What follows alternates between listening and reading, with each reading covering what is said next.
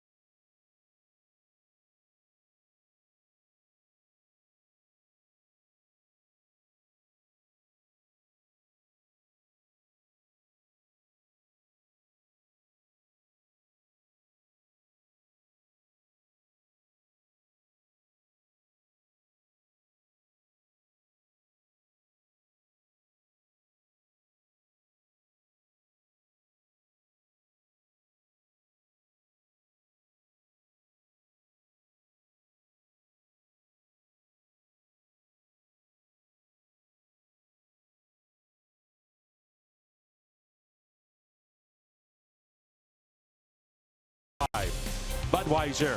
Wherever legendary MLB moments happen, Budweiser will be there.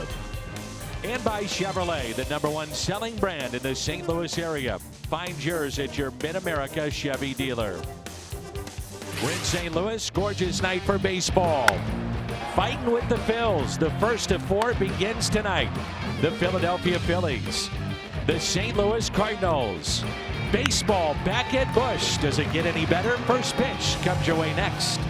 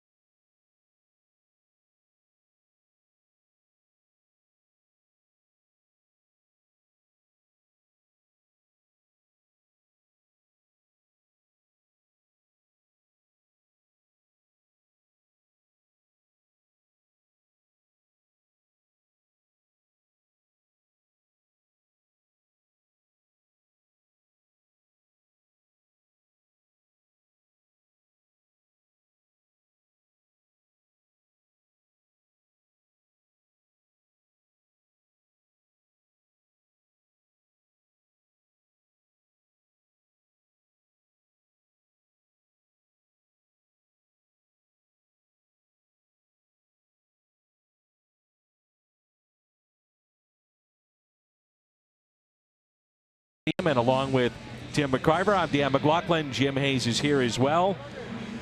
Some smiles behind the plate currently for Francisco Pena, and good to see that. That'll put a smile on a lot of Cardinal fans' faces.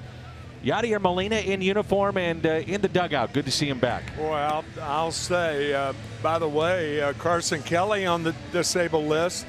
Hamstring problem, so the Cardinals had to bring up another catcher. That's Stephen Barron. We saw a lot of him. He was a former first-round pick of the Seattle Mariners and played a lot this spring training. There's a look at Luke Weaver. Won his last start in San Diego, but he hasn't completed 6 innings in any of his previous 5. Be nice to see him go a little deeper tonight. The reason is first pitch strikes. When you don't get first pitch strikes, you're not going to last 6 innings in a ball game. So looking for first pitch strikes and, of course, to complete things and finish it. The Phillies come in 24-16, off to a good start. It'll be Hernandez, Altair, Herrera, who leads the National League in hitting at .357. Then Hoskins, Santana, Franco, Kingery, Alfaro, and Velasquez, the pitcher, and he can hit. He's batting .462 this year. Here's a guy who hit .608 as a senior in high school. Pretty good, huh? He had 18 stolen bases. So the Cardinals are dealing with a real athlete tonight. That guy was a real athlete then when he played, and now.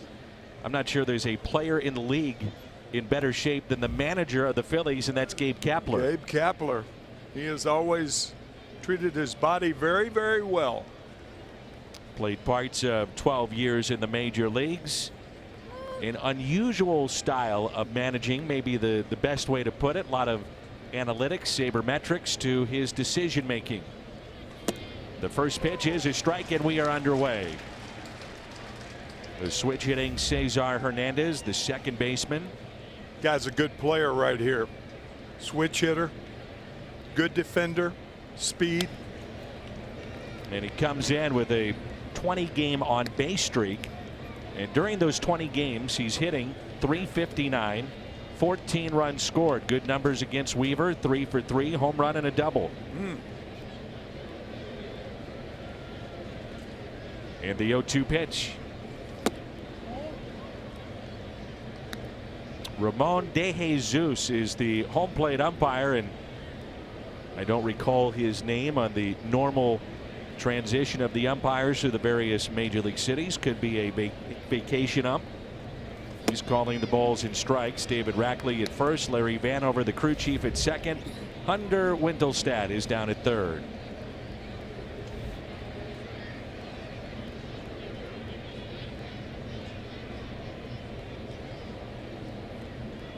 The 2-2 pitch. Popped up into shallow right center. Pham racing in. Tommy's there with the catch, and there's one away. Let's turn to Tim McCarver's Toyota keys to the game. Well, from an offensive standpoint, of course, the Cardinals on defense right now, but Carpenter and Fowler carryover. 3 straight hits by Matt Carpenter, a single and 2 doubles yesterday, and Dexter Fowler on deck, or on base, I beg your pardon, on base 4 times in Minnesota as the Cardinals won yesterday, beating the Twins. And you mentioned it with Weaver, those first pitch strikes. Yeah, that's so important for length in a game. Tell you, right off the bat, Luke Weaver has a better rhythm right now. You can see it, you can feel it, as he just throws a slider eye high to the right hander. Don't you hate that over the years when you're doing a game and you set it all up and then whop? Oh gosh, some analyst. Here's a 1-1 pitch. And a ground ball that's hit to short. DeYoung 2 away as the tag is applied by Martinez. Around the Horn is presented by Dobbs Tire and Auto Centers. Ozuna, Pham, and Fowler in the outfield. Jerko, DeYoung, Carpenter, and Martinez along the infield, and Francisco Pena is behind the plate. Speaking of a guy who gets on base a lot. Wow. How about this guy? He's closing in on the Phillies' all-time record. That is Mike Schmidt, who had 56. This young man has reached base in 42 straight.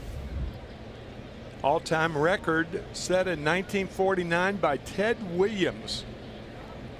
84 straight games on base. It's amazing. Talk about something that may never be broken. Old Dominion bringing his best. Herrera during this 42 game on base streak. He leads the league in hitting. Overall, he's had 357. You bring up a really good point. DiMaggio 56 game hitting streak. Many believe that'll never be broken, especially the way the game is played today. With the specialist in the bullpen, and it's so tough if you go 0 for 2, 0 for 3, you're in those late innings and closers. And then you think about, though, 84 games in a row reaching base. Another one that may never be broken. Here's a 1-1 pitch. And to think that Herrera was a Rule 5 pickup from the Rangers in 2014. Hard to believe that the Rangers missed out on this guy. Rule 5 pickup, they didn't capitalize, and here he is with the Phillies. He is some player. The 2-1 pitch. Got to be some player to hit like that. That wide open stance. Yeah, and wide open. I mean, really wide open. His front leg, his right leg, is basically on the chalk. Almost out of the box, yeah. And he sets it up, brings it back. Got to have great hand-eye coordination to be able to hit like that. Yeah, the heel is on the chalk there. The 2-2 is hit out of play. Beautiful night for baseball. 81 degrees as the Cardinals return home after a 500 road trip. A split with San Diego and a split in the 2-game series with Minnesota.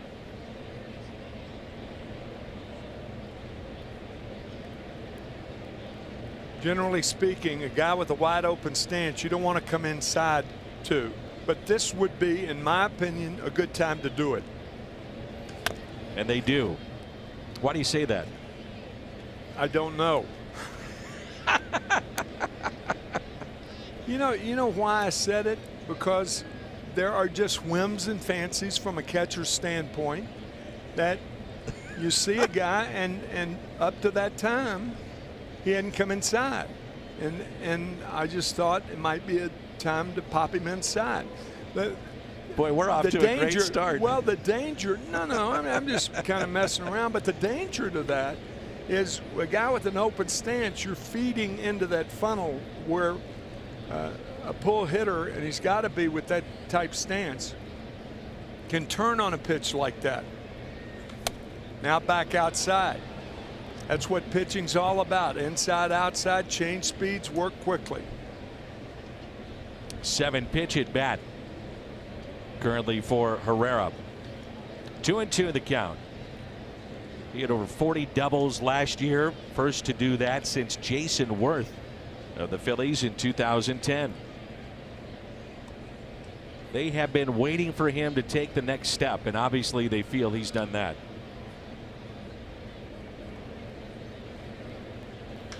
And a ground ball to second baseman Matt Carpenter.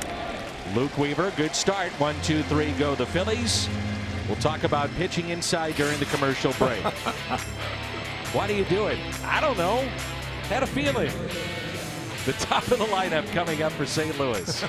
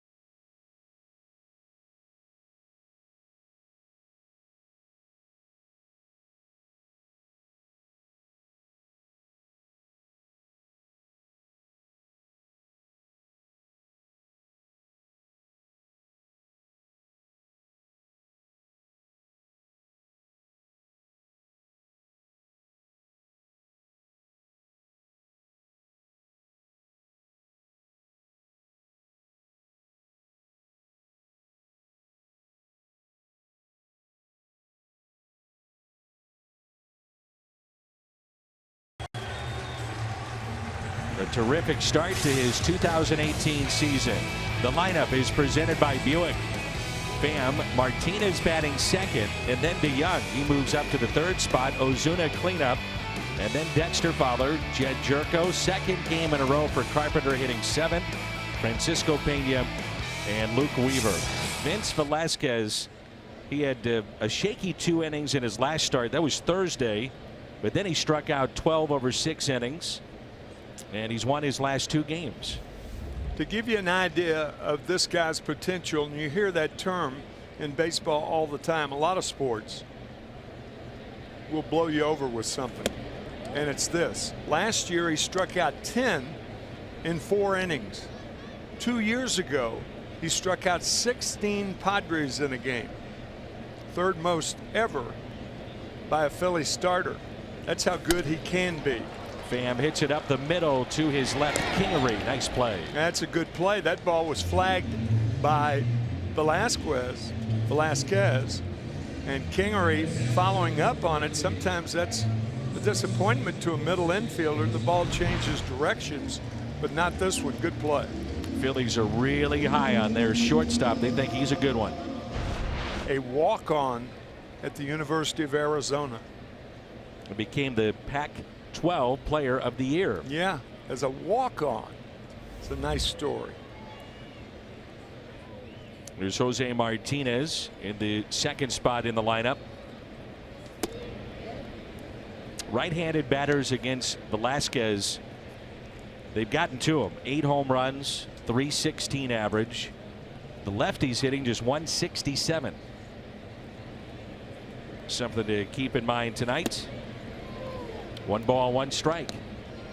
One would imagine, without ever facing him, and the Cardinals haven't faced him before. I think they may have faced him a couple of years ago in the bullpen, but not as a starter.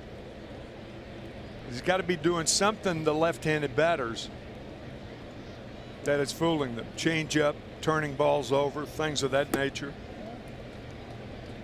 It's an interesting move by Mike Matheny to have Martinez batting second.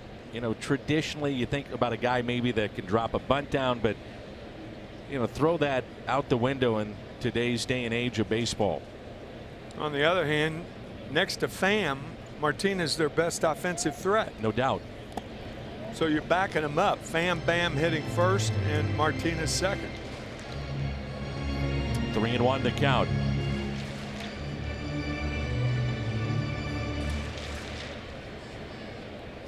Danger in falling behind a guy like Martinez, because if you're going to use the fat part of the plate of the ball away, Martinez loves to extend those big arms and long arms. Good power to center field. One of his homers has gone to center this year. It was in the day game last time that we were here. He chops it left side and a base hit into left. The Phillies defensively around the horn, and it's presented by Dobbs. Hoskins, Herrera, Altair in the outfield. Along the infield, Franco and Kingery on the left side, Hernandez, Santana on the right, and Alfaro is behind the plate. Paul DeJong has played in every game for the Cardinals this year. All 40. And leads St. Louis in total bases. Moves up to the 3rd spot in the lineup.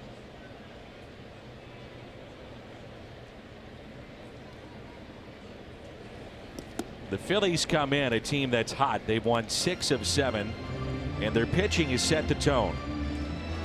And even at 2 ERA during those games, they've struck out 81. It's the 3rd time that DeJong is hitting this spot in the lineup. And it's 2 balls and no strikes.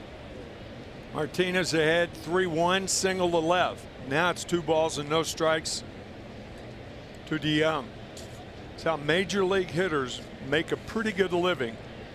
If they get a pitch that's predictable, that's why falling behind is so dangerous.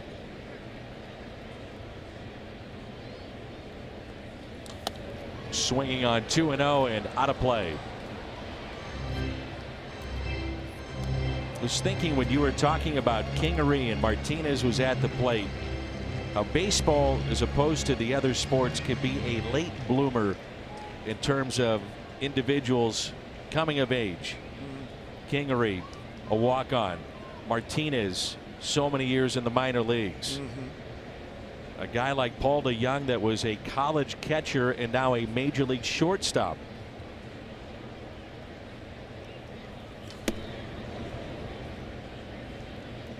But baseball, it just seems to allow that. You know, you can develop if you stick with it. Other sports, not necessarily the case. Another great example, Tommy Pham, with all his injuries and finally getting his shot, certainly made the most of it. The 2-2 pitch to DeJong.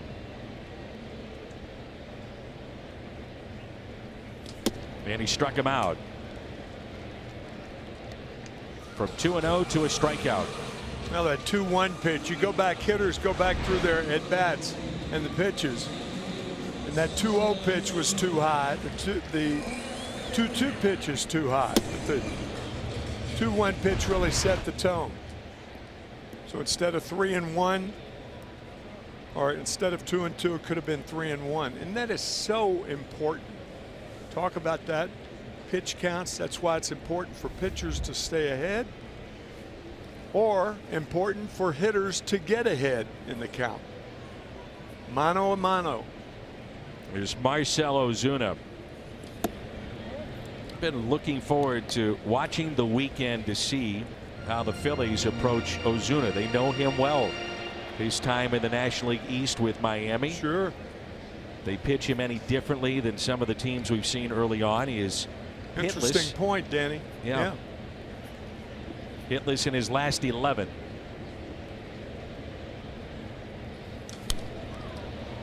Now you make that point, and in today's day and age, there's so much video at the fingertips of the opposition. They can look at what he's done, let's say, in the last week or so, but there probably is a pattern some way, somehow, that they'll approach because of his time in Miami. I mean, to me, some of those swings that Ozuna is taking are one-handed.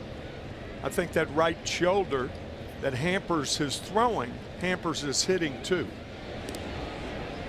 I have wondered the same thing, if something is not quite right. Maybe his hand, shoulder. It looks like it from that swing.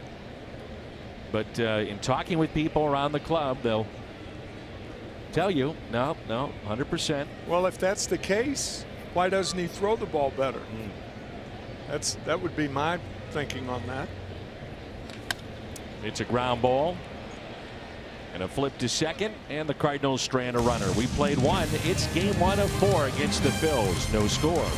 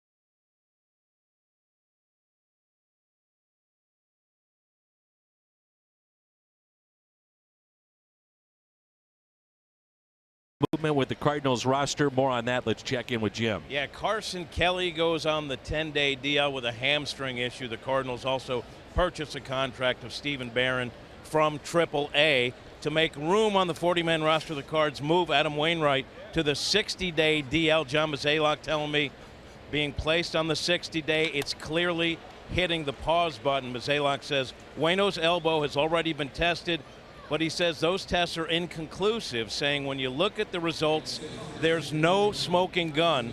He'll have more tests tomorrow. Hopefully we'll get some clarity on all of this over the next couple of weeks. As for Yadier Molina, Mozeliak says he's been in touch with Yadi. Yadi is doing well. They'll have an idea sometime next week about Yadi's situation and when he might be back. Dan? Base hit by Hoskins. Jimmy, how about Carlos Martinez in his return? He's dealing with a lat issue. The Cards were hoping Carlos would be okay to start on Saturday. Not the case. John Gant will get that start instead. Martinez had additional testing today.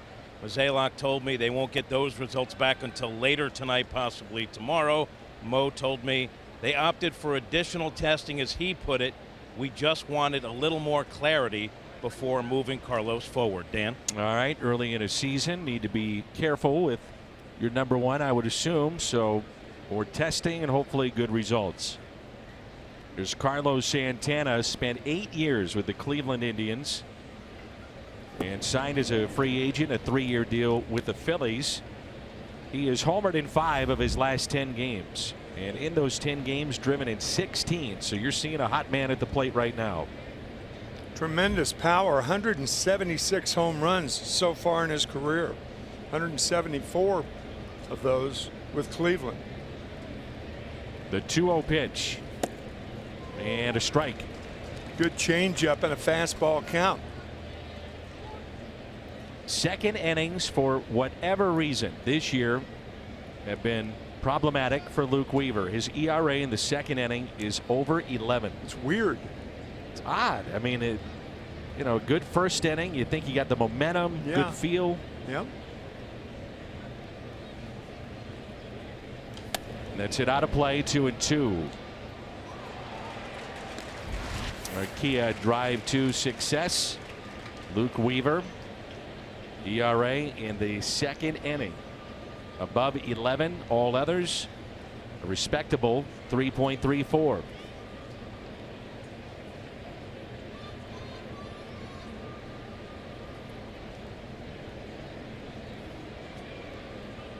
The 2-2 pitch.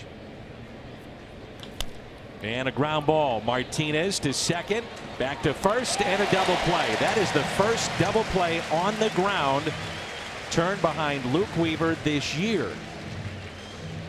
And it might be, we don't know this, but it might be the first 3-6-3 double play turned by Jose Martinez. Good throw. He's had that. He's committed 6 errors. That has not been his forte, his defense. He is a first baseman that hits, not the other way around. That was a good play. Keeping the ball away from the runner. That's a tough play for a right-handed throwing first baseman. Michael Franco looks at a ball. Jose Oquendo every day out early with Jose Martinez and Ali Marmol there on the left. These coaches put in a ton of hours. They really do. And think about a regular player, a guy like Martinez, playing every day and working on his defense while he's trying to continue to hit too. It's a very tough job. Boy, how many times have we seen a player carry their offense into the field or vice versa? Oh yeah, you can't do that. Good off-speed pitch, 2-1. Again, a hitter's count. Went soft on that pitch. Take a page out of Greg Maddux's book. When in trouble, go softly. Huh, Mike Maddux? He's listening, nodding. Yep, you're right, Tim. Did it again. Back-to-back changeups, a right-hander to a right-hander.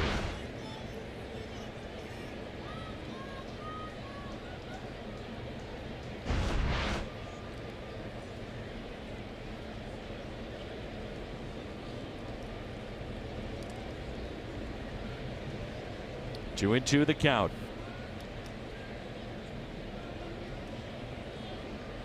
After 2 changeups low and away, you can come inside now. I think they're going away, however. And it's hit to Carpenter. A few steps to his left, and he makes the play. Ground ball's a good sign, huh, Danny? Absolutely. And getting through the second inning, too.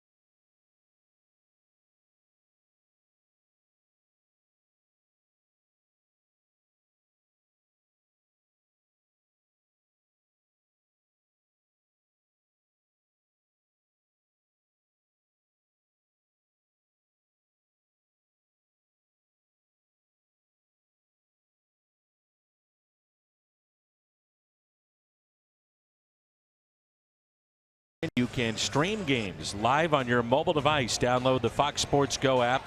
Log in, stream the Cardinals. It's presented by T-Mobile. There's Dexter Fowler. Tim mentioned in his keys to the game, Dexter Fowler and Matt Carpenter. Fowler on base 4 times yesterday, pair of walks and 2 hits. Coming into the game against the Twins, Fowler and Carpenter had been combined 3 for their past 55. Oh, goodness. Painful. And he lifts it in the air out to left. Hoskins with the catch. That to me has been the biggest bugaboo for Dexter Fowler this year, is lazy fly balls the other way. As a right-handed batter to right field, I think he only has 2 hits as a right-handed batter, something like that. And lazy fly balls the same way. Those things are murder when you're trying to top hand a ball or something like that. You get that lazy top hand, kind of just floated out there as opposed to driving the ball out there.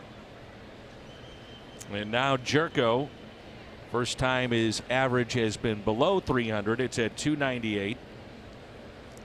Cardinals have talked about the fact he's been more selective this year. 11 walks in 24 games. He had never had 11 walks in 24 games in his career in any 24 span. And the 1-0 pitch. 2 balls and no strikes. And you think about it, a power guy that's had 50 home runs the last 2 years, this day and age of baseball, is getting paid to hit home runs, hit for power. Darn right. You know, strikeouts mount, not a lot of walks, but that has changed. He's in a power hitting situation right here. 2 balls, no strikes. He was thinking it too. The GMC leaderboard. Dodgers, Cardinals, Astros. Highest percentage of pitches taken. Where the Dodgers had to avoid a sweep today against Miami. They have turned out to be, at least at the onset, one of the worst teams in baseball at 17-26. Whew. That is shocking. Of course, they lost Corey Seager. Kershaw's out now. Justin Turner is back, but he missed the first 6 weeks of the season. But it's been more than just a couple of injuries to the Dodgers. They have played horribly. In the air. Out to left. Hoskins backs up and makes the catch.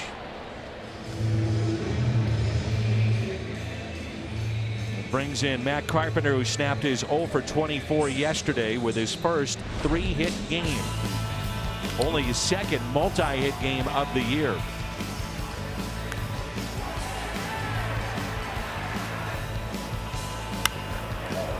Single to left field, a good sign for Matt.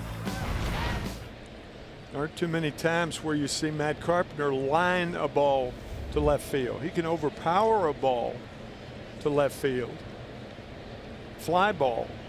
Not too many line drives the other way. So 2 outs and nobody on. I don't know if anybody comes to mind for you. Not really for me, but I'm not sure there's a player in Major League Baseball that has been affected more by the shift than Carpenter. I couldn't agree with you more. Because his natural stroke is not the left field.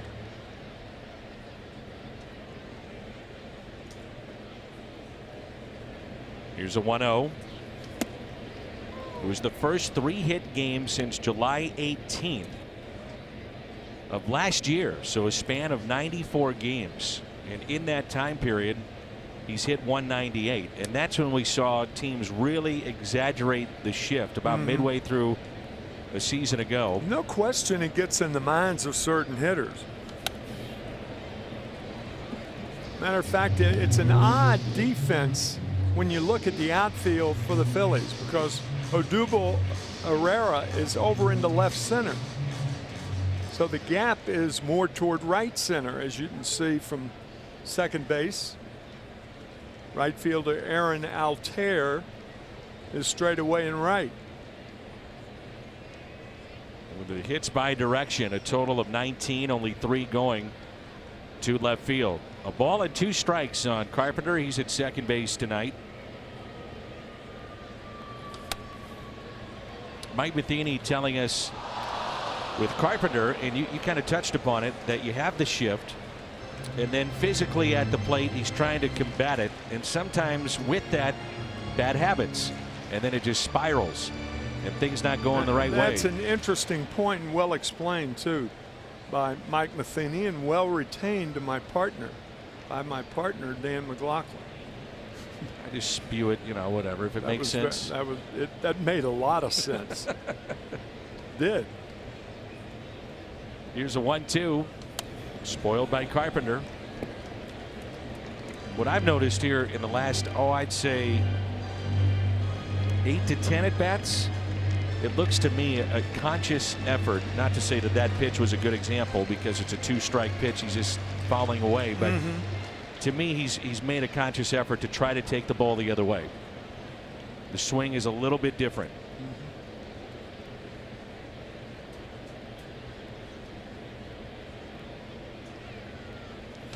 See, they're trying to go away from him, so when they try to go away, that's ideal for a guy who's trying to hit the ball the other way. If on the other hand they were pitching him inside and he was trying to go the other way, then you're in trouble.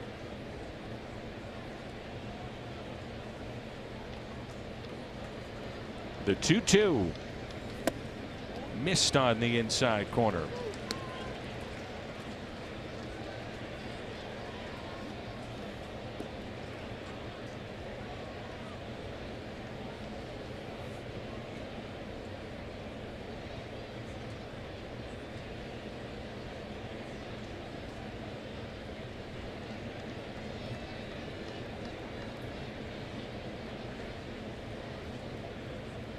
The 3-2 pitch into the shift.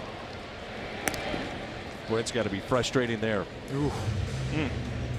Hit the ball on the button, but into the shift, and the Cardinals go in order. There's no score.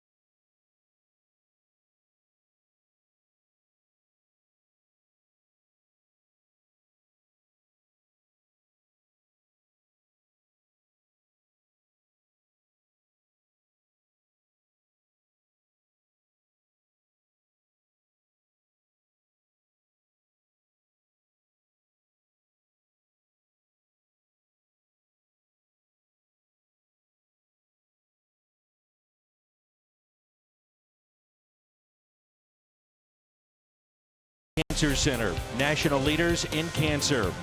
And by Steel Outdoor Power Equipment. Pick your power, fuel, or battery with Steel. Search STIHL.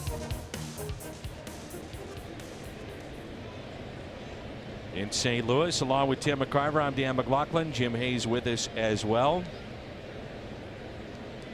Cute shots. It's great. What a night. Beautiful baseball weather. Beautiful weather for anything. Here's Scott Kingery.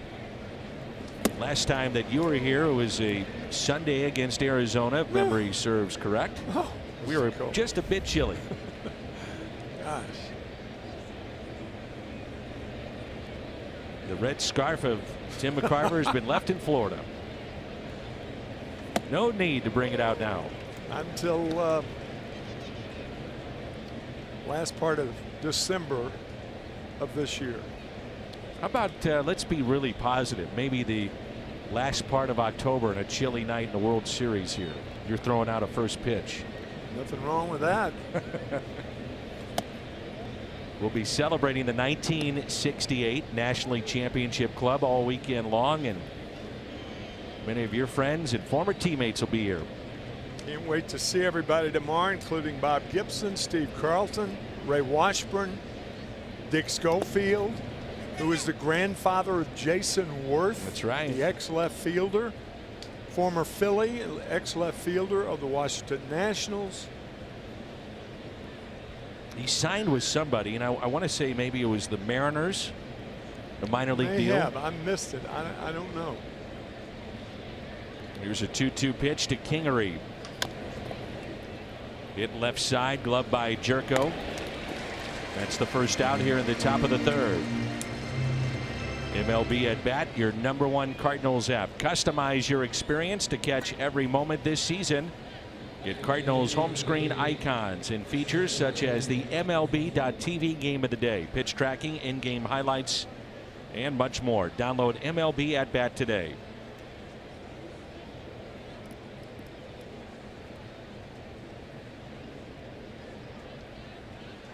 Just trying to think who's coming to the reunion that was not here a year ago for 67. Johnny Edwards. There you go. Is one. Luke Weaver again doing a good job staying ahead. Jorge Alfaro from Colombia. Very strong, 4 home runs.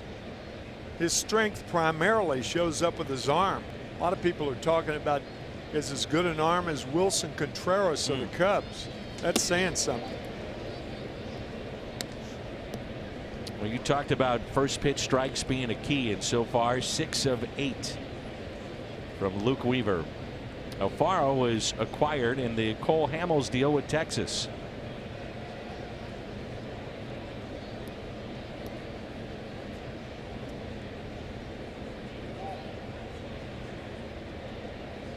Maybe Steve Carlton will make his way to the booth, and we'll find out if he's purchased a television. There's another ground ball. 7 of the 8 outs have been ground ball outs. Yeah, Lefty is not a guy who watches us very often. How about ever? That's very often.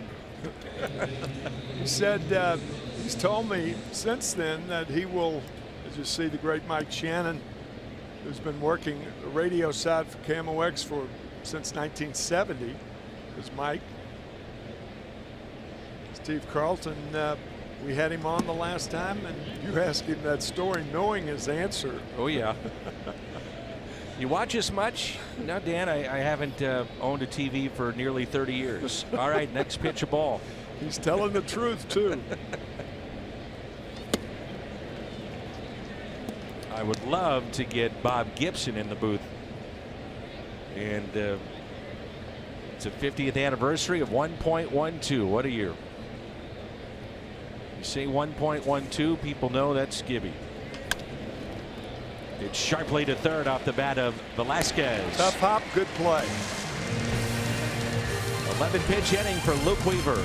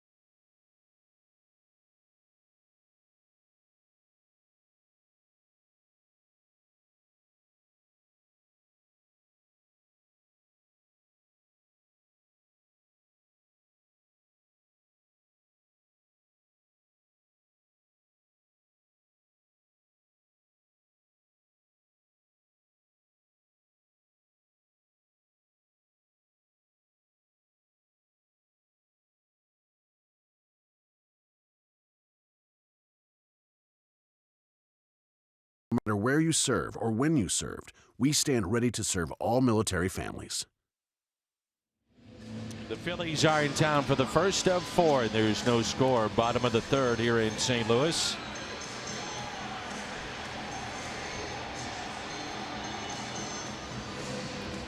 Mike Matheny and the Cardinals start play tonight. Just a game back of Pittsburgh and Milwaukee in the Central Division.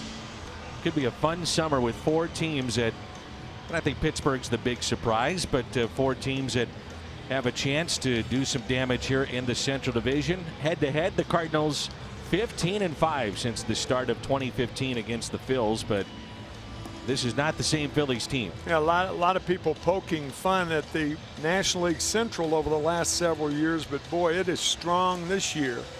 And the Phillies, tell you, once they signed Jake Arrieta this year, that was a statement that, guys, we got a big dog right here. We got a former Cy Young Award winner.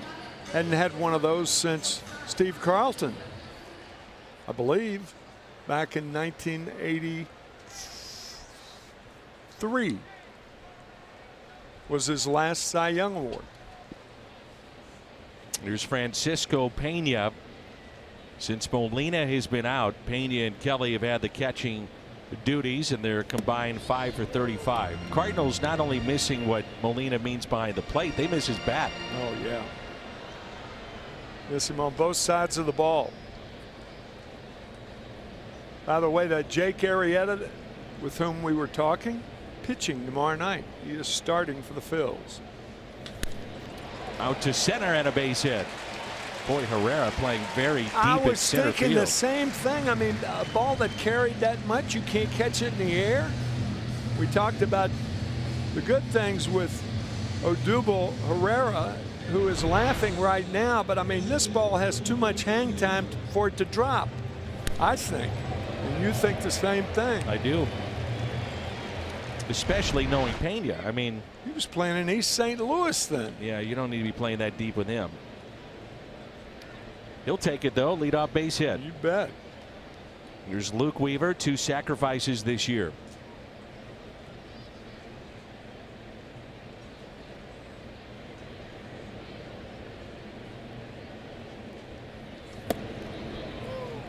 Vince Velasquez, originally drafted by the Astros 2nd round of 2010, and then traded to the Phillies as Weaver wants to make sure he has the right sign. That was the deal for Ken Giles in 2015. Giles, a closer with the Phillies. There was a need in Houston, and voila, there's the deal.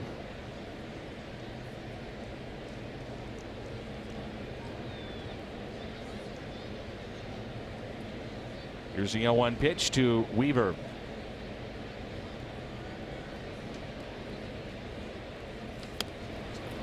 Puts it right where he had to. Third baseman was charging in. Not great speed with Pena. Maybe think about getting the lead runner, and a perfect bunt by Weaver. Not great speed by Pena. A guy with great speed and a little daring to try to get to third base, because Franco was all the way in, hoping the ball would be bunted to him. Pena not a fast runner, and that is the point. Good bunt by Weaver. Cardinal pitchers now with 11 sacrifices, second most in baseball. And here's Tommy Pham, who's been very good with runners in scoring position this year. Grounded to short, first time up. Pulls it left side. It's gloved by Franco. Try to tag Pena. You have 3 feet on either side to maneuver if you are the base runner. Yep. 3 feet to the right, 3 feet to the left, and Franco is saying, hey, he's out of the baseline. Or I tagged him. One of the two. You can see Pena. It's close. Sure is. So you have that direct line, kind of the imaginary line of where he starts, and then the umpires, their discretion to say if he went out 3 feet. That was Hunter Wendelstedt calling Larry Van over And now he called him out for going out of the baseline. I mean, why wouldn't that call be made immediately? Why do you need help? And do you get help from the first base umpire? They called him all the way across. He's not the crew chief. Second base umpire Larry Vanover's the crew chief, I think. Larry Vanover is the crew chief. And you would have to think that your third base umpires get the best angle with this. Yeah. And so Mike Matheny having words. And he's not happy one bit. So Well, it was not a good baseline. base running play by Pena anyway. We head to the fourth, and there is no score.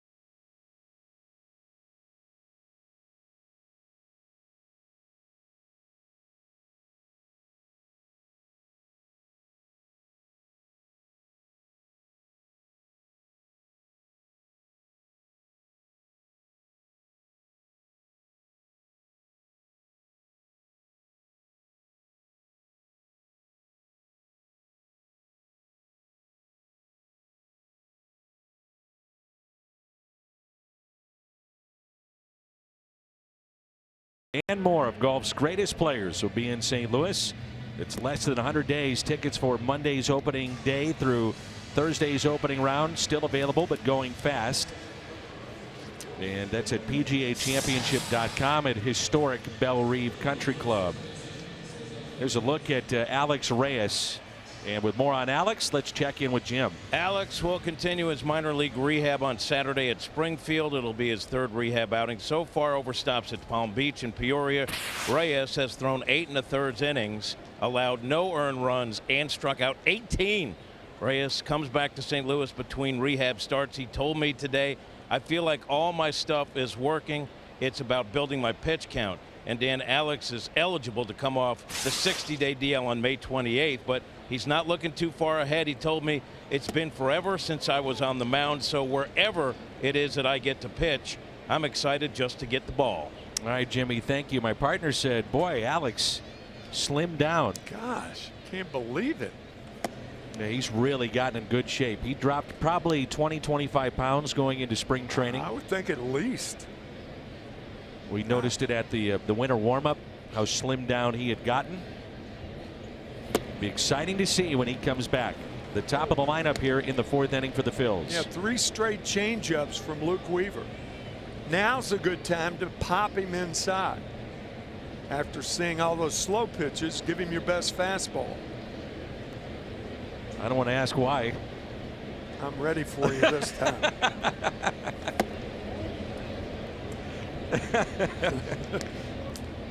2-2. Cesar Hernandez, parts of 6 years with the Phillies, coming off career highs in most offensive categories.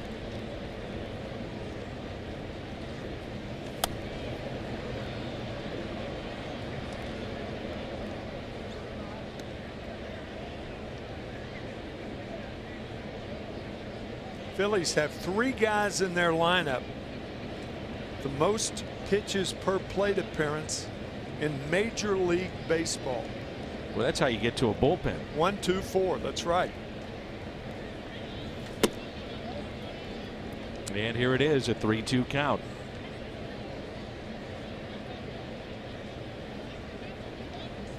Hernandez, Altair, and Hoskins. Be the 13th pitch that Hernandez has seen in this game. And a fly ball into left near the line. Ozuna is there and makes the catch. May 21st, that's this Monday. 2006 World Series MVP David Eckstein, his wife, actress, and her Universal Apparel founder Ashley Eckstein at the ballpark. Purchase of a special themed ticket. You'll get her new book, a Q&A with David and his wife, and they'll sign autographs. Talk to David Eckstein today. Did you? Yep, he's out in Los Angeles helping his wife promote that book.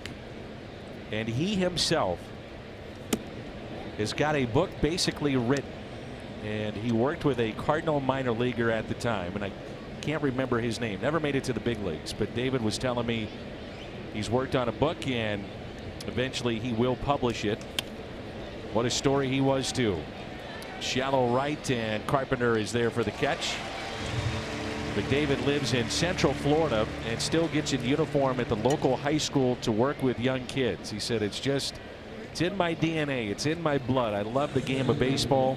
I don't miss playing one bit, but I do miss being around the game. So it keeps him around the game with coaching youth baseball. That's nice. He's a great guy. Talk about a guy who bled his talent to the nth degree. You bet. He got for winning the MVP, he got a Corvette, and he gave it to his brother. And I said, well, is he using it?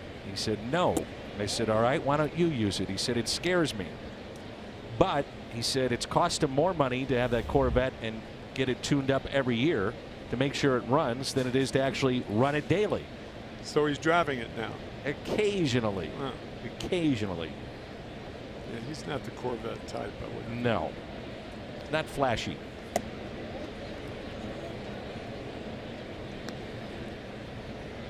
Dangerous situation right here. I mean, Herrera's thinking one thing, and that's to put the Phillies on board.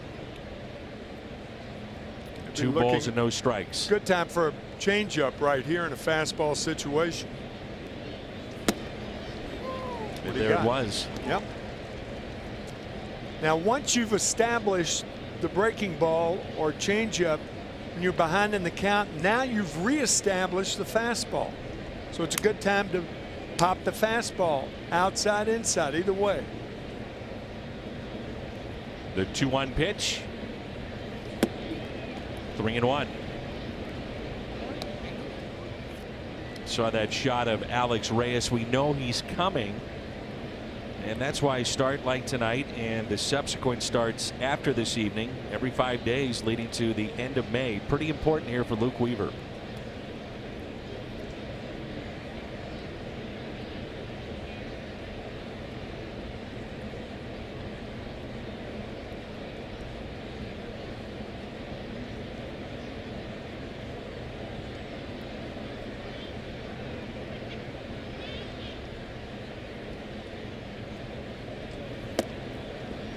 And he walked him. So Herrera now has reached base in 43 straight games. Mike Schmidt 56. Chuck Klein had streaks of 49 and 46.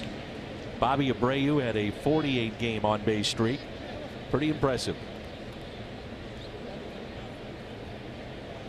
I often thought Bobby Abreu was an overlooked player and a tremendous player in his career. Yeah, overlooked.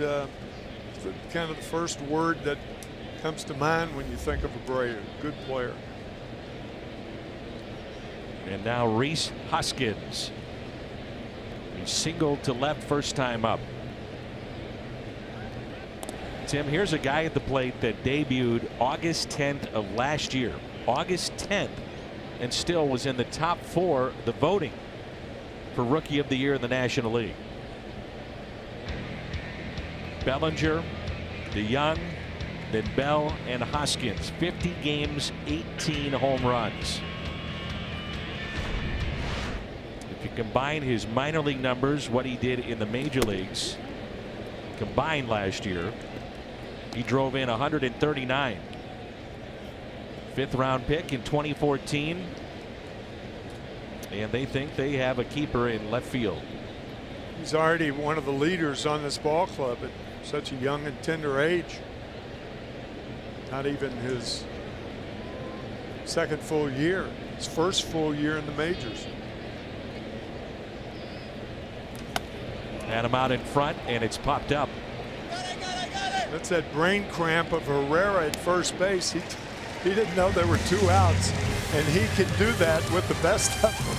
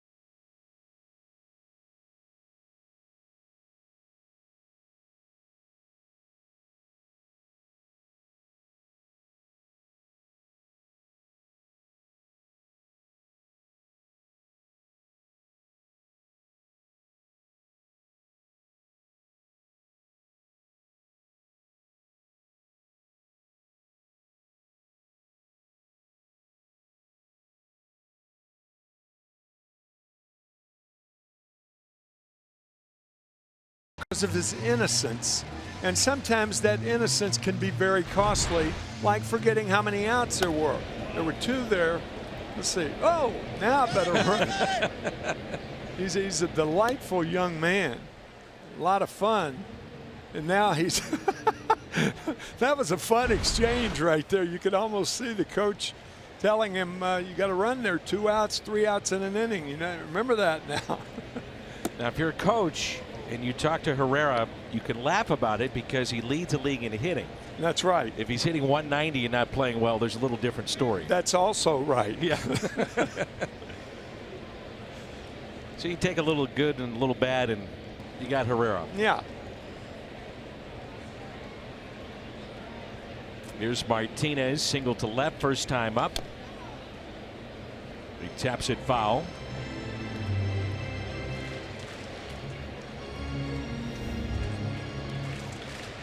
Going to the count. Cardinals need to bunch hits. That's one thing really for the last 2.5 years that has not been a trademark of this lineup. First and third. There's a get that carousel going. That right there is something that Jose Martinez does that you don't see in baseball today. I was talking to the Cardinals coaching staff about that. That's a 2-strike swing, just trying to make sure he doesn't strike out. Just foul it off, stay alive. Make contact. Make contact. And you just don't see that in the game today. No, you don't. See the same swings with 2 strikes as you do 2-0, 2-1. You might ask, what's the difference? Well, when you're protecting away, like Martinez is very good at doing, you're cutting down on your swing. Some people advocate choking up. I don't. But the idea is you're conscious of that pitch away. Now that makes you vulnerable inside. There's another one right there.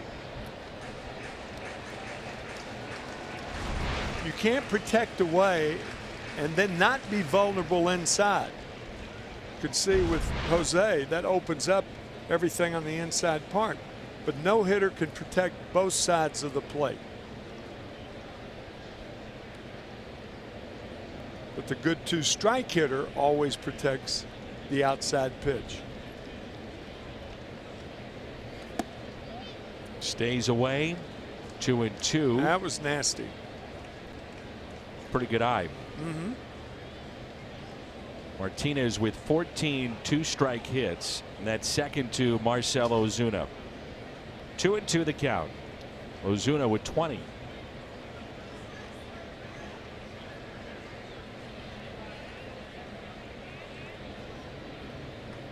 And this time he got him.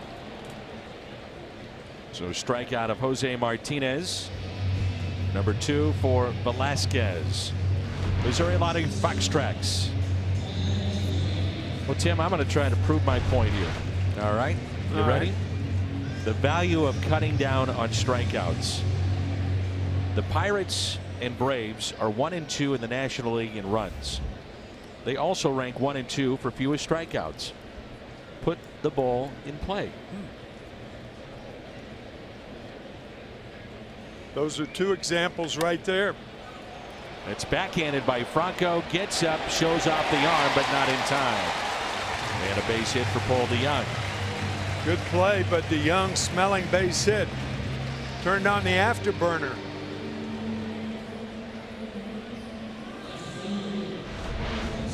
Franco diving to his right, backhanding the ball. Strong throw. Aaron, however, toward home. Infield hit for DeYoung.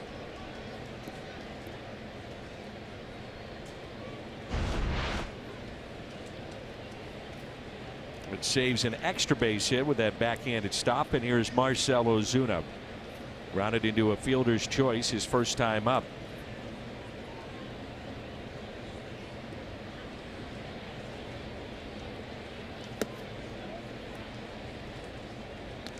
Coming into play tonight in Major League Baseball, there's been 633 games.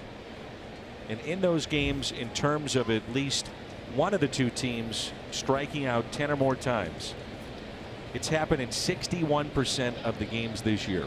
Goodness. Cardinals have struck out 10 or more times in 16 games, including 7 of the last 9. The point is, Dan, you're not giving up anything. You're gaining a better look at the pitch. There are 2 strikes. If they get another strike, it's 3 strikes. And as the old song goes, 3 strikes and you're out at the old ball game. Come on. You're gaining. You're not giving anything up. And that is hard to talk to younger players and to get through their stubbornness. And some of it is just abject stubbornness. They don't want to listen. But it's going to help you. It's going to help you make more money. It's going to help you get a better contract. It's going to help you in a lot of ways.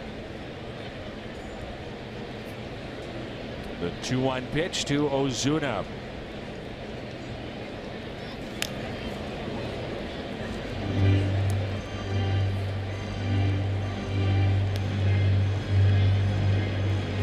Two and 2.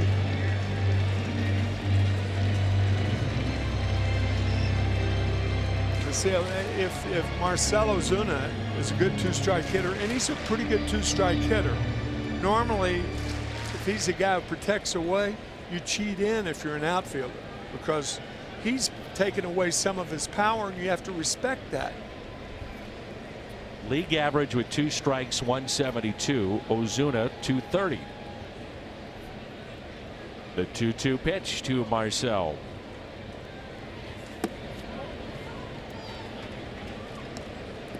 Matter of fact, half of his hits this year have come with 2 strikes. He's got 40 hits. Do the math, 20 Well, with 2 strikes. to give you an idea of how poor the Cardinals are with 2 strikes on them, Jed Jerko is leading the team with 2 strikes with a 243 average.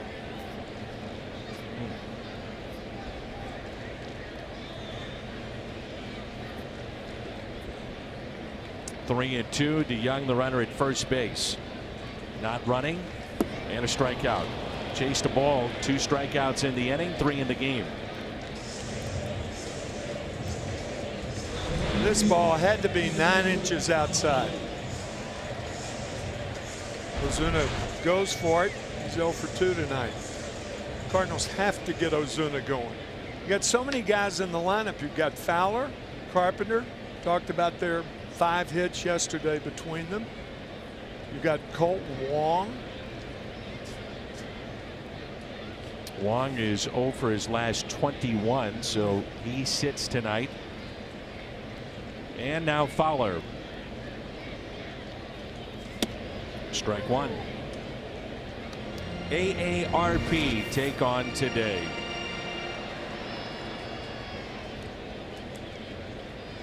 Mentioned the splits.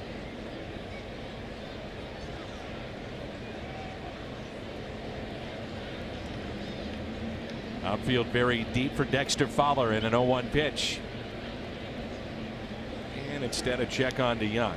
Yeah, well, this is kind of a quasi no doubles defense. It's a scoreless game, bottom of the 4th inning. You're getting into the middle of the late innings. You want to play a little deeper, force the ball in front of you if you're an outfielder. It's appropriate. How about Herrera, though, and how deep he plays in center? This is basically with every hitter. Yeah. Really deep. When you're that deep with Francisco Pena, you're deep. Yep. 0-2. No knock about Pena, but Francisco does not have an extra base hit this year. 0-2 the count with 2 outs and a runner at first. To play here in the home half of the 4th.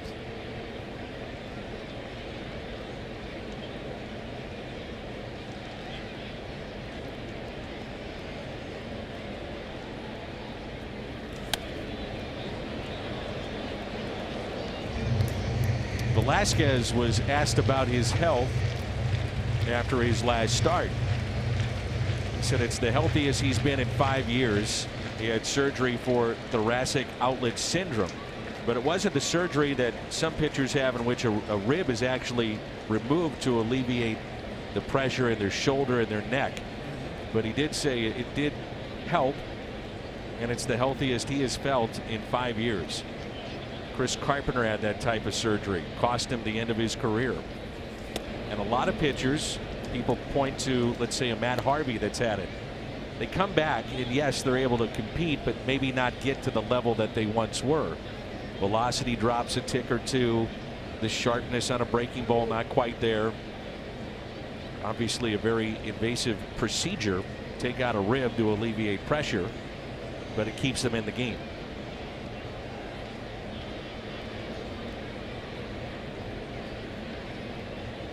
Want too many problems like that, you end up with no ribs. I don't want that. I'm only kidding.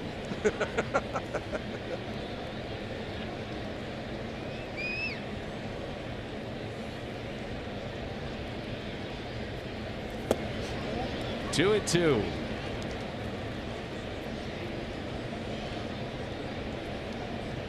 Just 1 rib, actually, Tim. He's taken out, not the entire cage.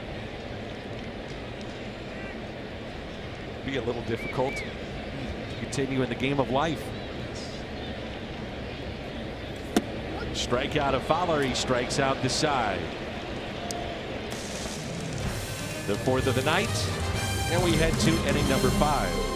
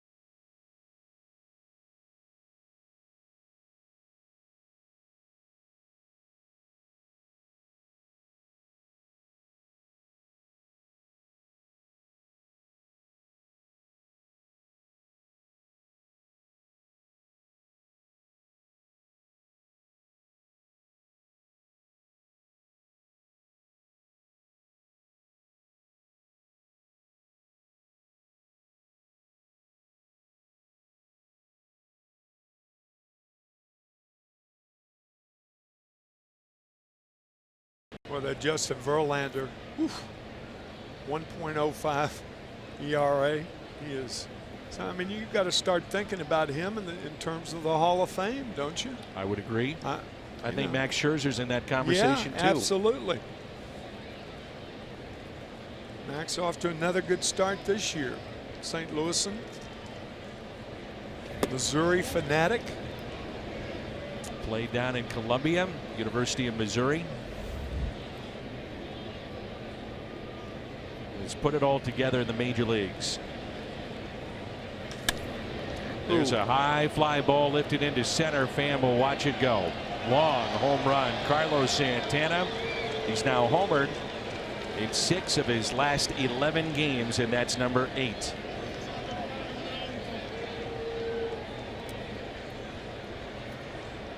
You don't see many get that far up onto the hill in center field. This Not ballpark. that far. Nope. Not that far. That's almost to the dirt. I think that's the hardest ball that I've seen hit to straightaway center field since this ballpark opened. And a strike to Franco. Grounded out to second. First time up. Measured at 437 feet off the bat of Santana. I beg to question that measurement. 400 straightaway center field. Yep. The incline. Level out the incline. Good changeup. It's farther than 437. That's my guess. I'm with you.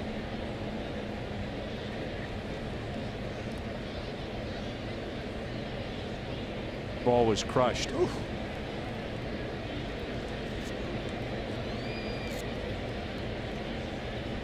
Weaver is yet to strike out a man. Came in 27 career starts, 153 strikeouts, and there it is. It's third to Rick Ankiel, Shelby Miller for the highest total among Cardinals through their first 30 career games.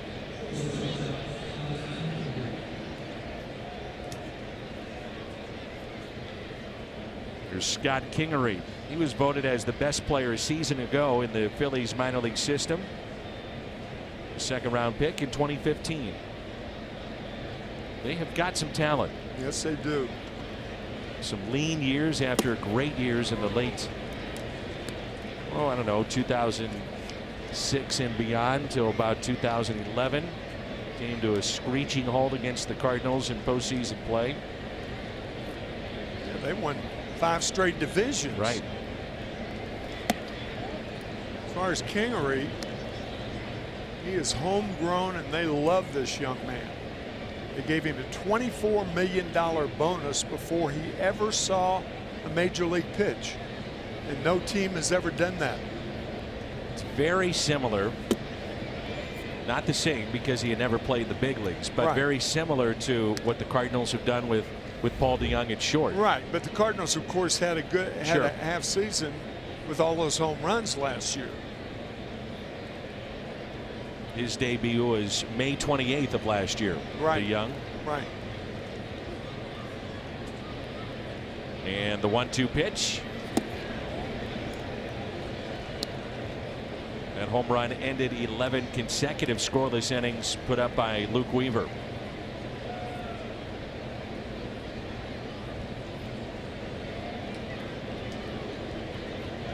The 2-2. And he struck him out. So back-to-back strikeouts. Reminder that all Sundays starting 2 hours prior to every home game here at Busch Stadium. Games, prizes, ice cream treats presented by North Star. That's free in the Ford Plaza presented by Prairie Farms. That looked like a slider from Weaver. No, it's a straight changeup. Get Kingery, who's 0 for 2. Only the second hit for the Phillies, that home run by Santana. Here's Alfaro. That changeup, that off speed, has been an effective pitch here tonight. It has. And if you combine that with an inside fastball, me, everything can't be in one spot. In one spot meaning the outside part of the plate. That's where you have to throw the changeup. You got to pitch inside. A lot of young pitchers say, well, I can't do that. The umpires will call me on it. You got to pitch inside. Let them call you on it. Pitch inside. A ball and a strike on Alfaro. Grounded to short. 0 for 1. Dave Island, the pitching coach of the Mets, said the one thing I hope our pitching staff leads the league in is hit batsmen. And he wasn't being sarcastic or nasty or anything. That means you're pitching inside. And that's what you have to do. Mets have slowed down after their great start. Only one game now above the 500 mark. Yeah. They won what, 10 of their first 12 or 11 of their first 12, something like that. Printing World Series tickets. Yeah. City Field. Here's a 1-2. So after the home run, he strikes out the side. How about that? Carlos Santana with his 8th of the year. 1-0 Phils.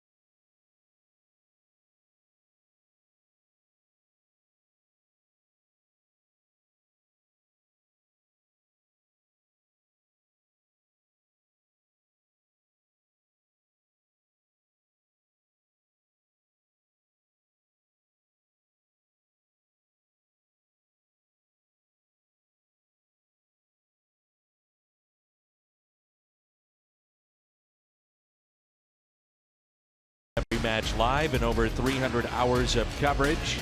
It's the world's biggest sporting event. Begins June 14th on Fox and FS1. Cardinals have Jerko, Carpenter, Pena coming up. They've out-hit the Phillies 3-2, but trailed by a run. Home run by Santana.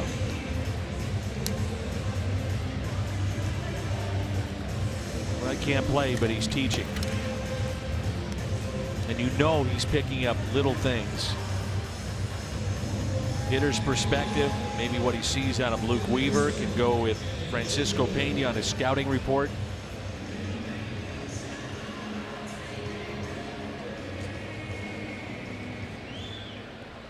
Jed Jerko fly to left, his first time up.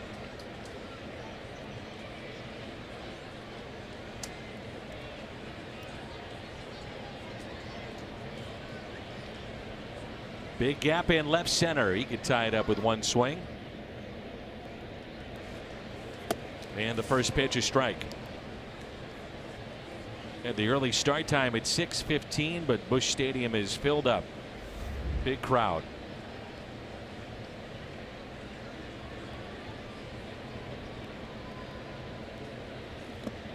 You're talking about trying to bunch hits together, get something going. The last 15 games. Collectively, the Cardinals hitting .206. Tonight they have 3 hits, all singles. And they're averaging in that time frame just over 3 runs a game. So singles are fine if you can bunch them. Yeah. Bunch them, you make an extra base hit out of 3 singles. It's out to left, and that'll carry to Hoskins for the out.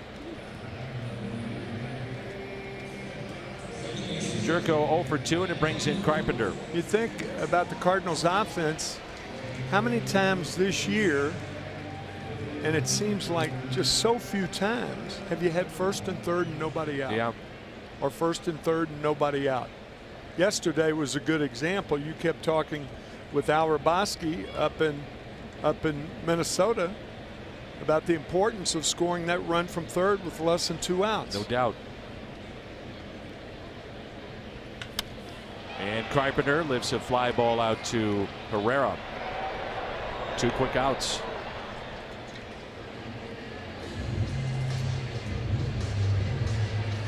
Will you be in a convertible on Saturday? Are they going to roll a? No, I don't think so. Okay. No convertibles, Danny boy. We're going to be introduced, I believe, from first to home. And Bob Gibson obviously will be the last guy introduced, so he can get his appropriate standing ovation from everybody, including his teammates. I asked him a couple of weeks ago, I said, were you and Tim McCarver always on the same page? And I figured that he'd say, yeah. He said, no. He said, not always. He said, but I don't believe that a pitcher at all times should be calling his game. And it really surprised me. He said, when you have a young pitcher, they need help. And whether that's from the catcher, the pitching coach, the manager, a teammate. The thing was, I was younger than Bob, so we kind of grew together. Yeah. There are a lot of things I did not know. Believe me, a lot of things I did not know about the art of calling a game, and it is an art. That's off the glove of Franco, and Pena is 2 for 2. I think his first 2-hit game of the year, right? It is. Played.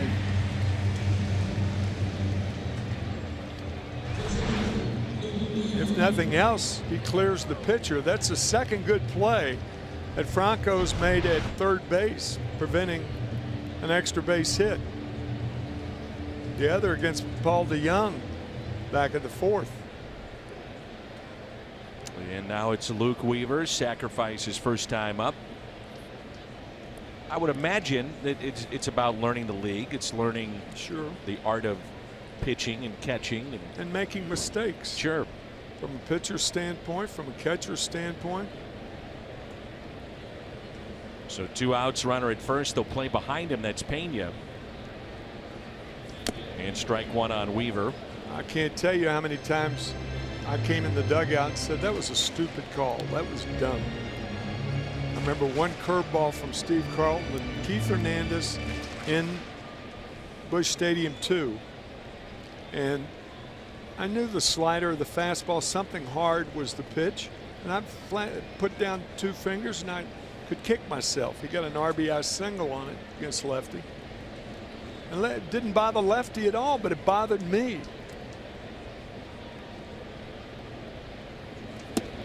And there's sometimes when you get mad at yourself and you are unto yourself. It happens a lot. A lot of decisions to be made from a catcher's standpoint. What to call for, the planning of a game, how you're going to go about getting guys out. I mean, that's your guy 60 feet 6 inches from you. It's just bread and butter. Velasquez steps and throws, and the out. Cardinals strand their third runner. We played 5. A beautiful night here at Busch Stadium.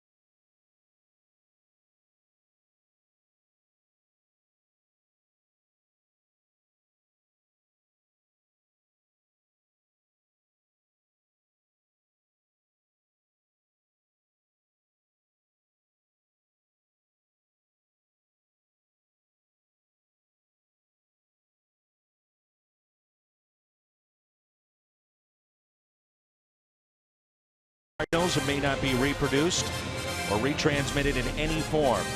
And the accounts and descriptions of this game may not be disseminated without the express written consent of the St. Louis Cardinals. Stephen Barron, he is a catcher that was just brought up, the backup now for the Cardinals. And with more on that, let's check in with Jim. Dan Barron is back in the big leagues for the first time since a 4-game stint with the Mariners back in 2015. He said he hurt his shoulder in 2016 and wasn't positive he'd ever make his way back. He told me this call-up is better than his first with the Mariners. He told me this: it feels better. You always hear getting to the big leagues is tough. Sometimes getting back is even tougher. This is a special opportunity for me. Dan? Yeah, he was a top pick, as you mentioned, and you hear it all the time, Tim, but the fact is, people say, well, I got here. Then they get sent back down, and they say, boy, it's tough to get back. It'd be tough to get to the big leagues and stick. Yeah, there are different circumstances surrounding every particular situation. I know if you're sent down and you spend 3 or 4 years like Barron has, you're very appreciative to get back to the big leagues. More appreciative than if you're on a shuttle. No back question. and forth, back and forth.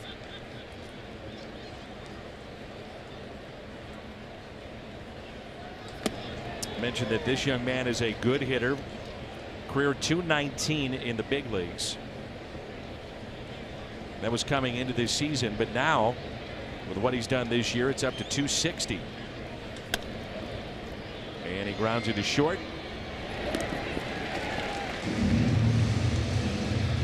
And there's one away for Luke Weaver, who's been way more efficient here tonight. As a part of MLB's Play Ball initiative this Sunday, May 20th, all kids 15 and younger entering with a ticket go home with their very own Rawlings Kids baseball glove.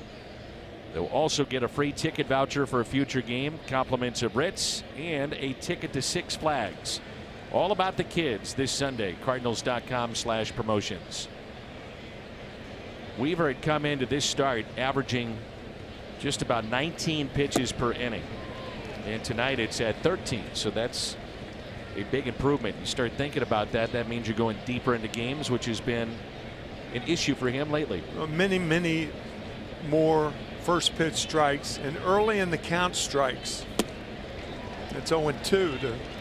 Can't tell you the advantage you have when you go 0-2 to major league hitters or any hitters. He's 12 of 19 first pitch strikes. Hernandez is 0 for 2, fly to center, also flied out to left. Thing is about pitching and pitch counts, and not to wear you out with these for all you listening dervishes of baseball,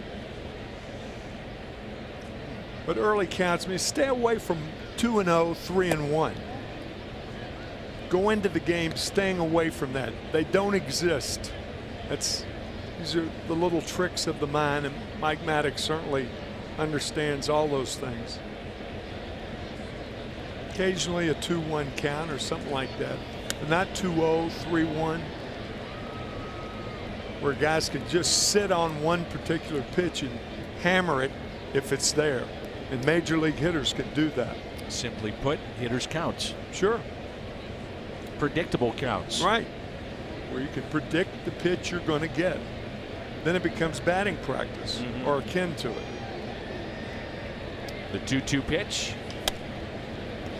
Fly ball near the line. Ozuna with room. Makes the catch.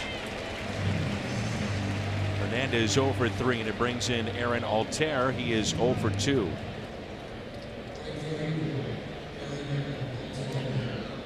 One to nothing Phillies if you've just joined us on a solo home run hit by Carlos Santana.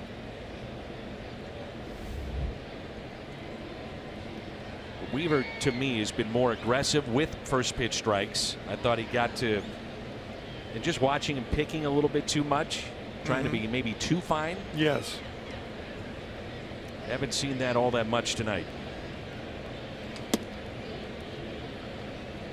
And I'm sure Mike Maddux would tell you that mechanically he probably looks a little bit better too. See, and you picked up on it the first batter. There was a different rhythm, a different look to him. Yeah. Phillies only have 2 hits tonight. 1 ball, 1 strike.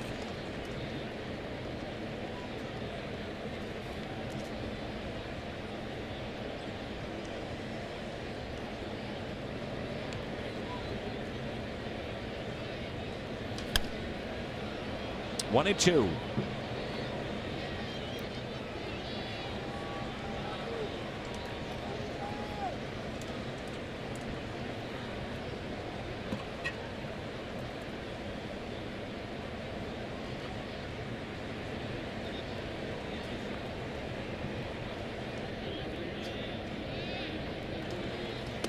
Two and 2.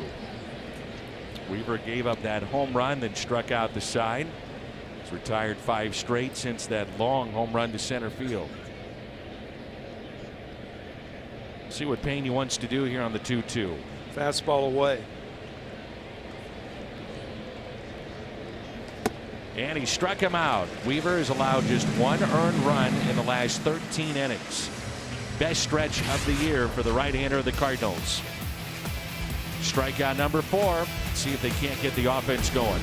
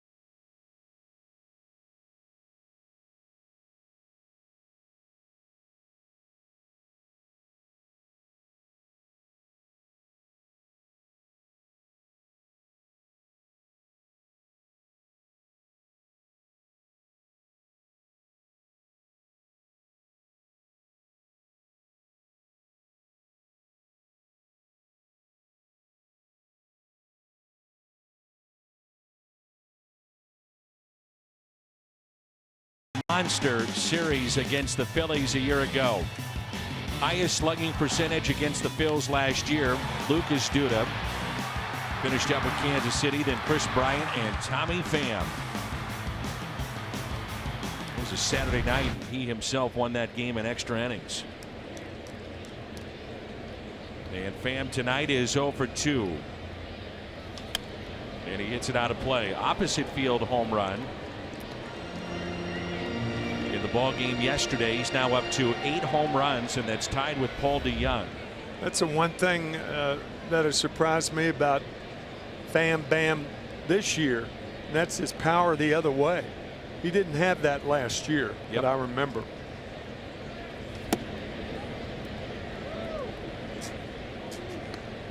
Tommy got a break there.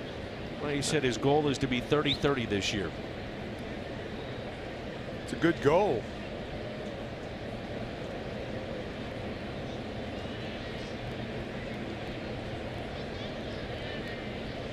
Here's a 1-1 pitch. I love what he said. I had about an hour-long visit with him in San Diego, and we talked at the team hotel.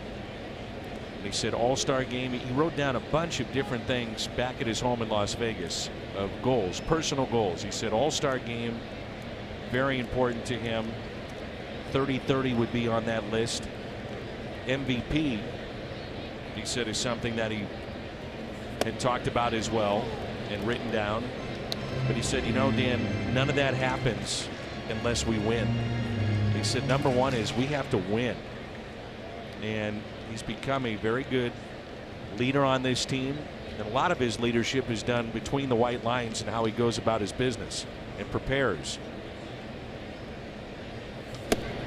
This time he gets a fastball and strikes out. 97 on the gun. 5 strikeouts for Velasquez.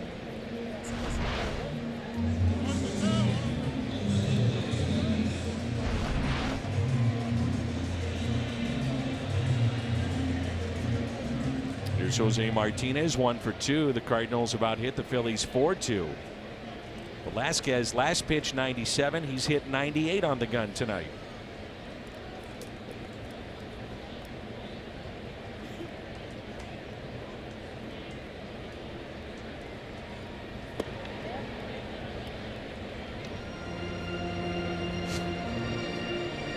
Some of the gyrations that Jose Martinez has in a Cardinal uniform is mystifying.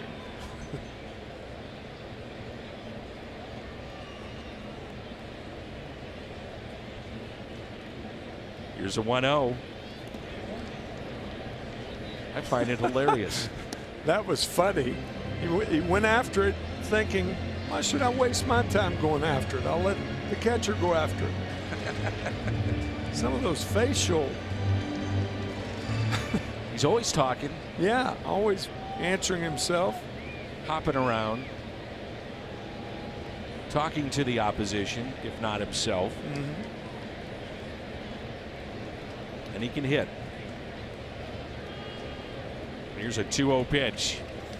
3-0. I think it's the first 3-0 count by Velasquez tonight that I remember.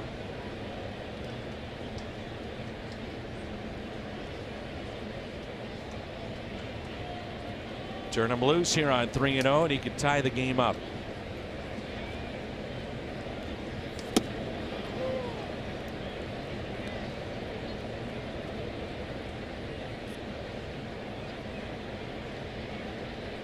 I realize Martinez has got some pop, but this outfield defense is as deep of a trio that I've seen against the Cardinals all year. We're only in the 6th. And now he draws a walk and on base for the 2nd time. The Phillips 66 ticket vouchers are back, and they are better than ever. Fill up at Phillips 66, 8 gallons or more. And you can get a voucher for up to 50% off, up to 8 tickets to a Cardinals home game. For more information, visit cardinals.com/Phillips66. That's the first walk, and let's see if DeYoung can make him pay. Capitalize on it. That's right. Guys struggling in the strike zone, all of a sudden look for a fastball to hit. Paul, a very good fastball hitter. Ooh, and he got one there. Sure did.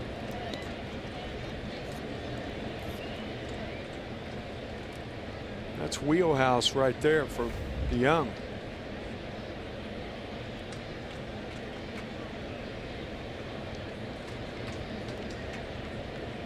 So 1 out, short lead at first.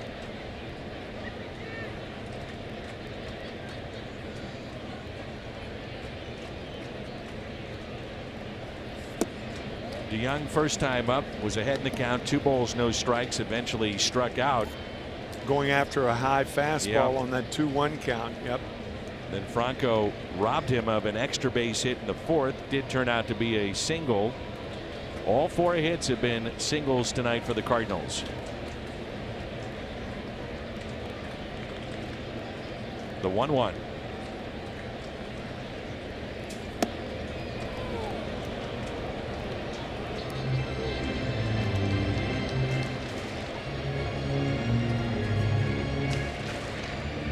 This crowd waiting for something, anything to take place. It's been really a quiet night offensively on both sides.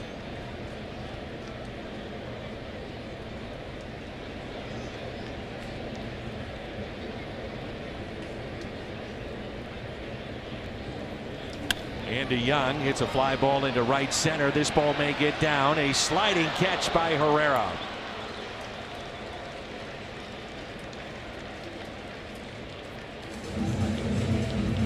He was deep, but that ball hanging up, giving a guy with good speed a chance to track it down. Herrera can go get him.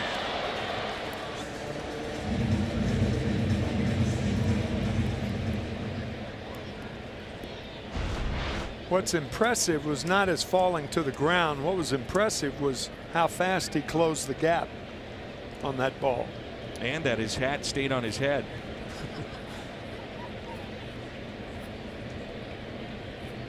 There's Marcell Ozuna.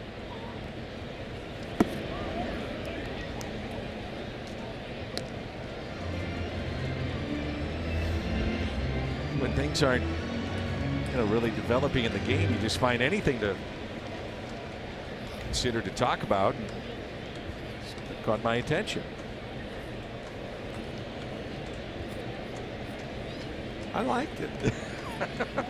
Thanks. You're welcome.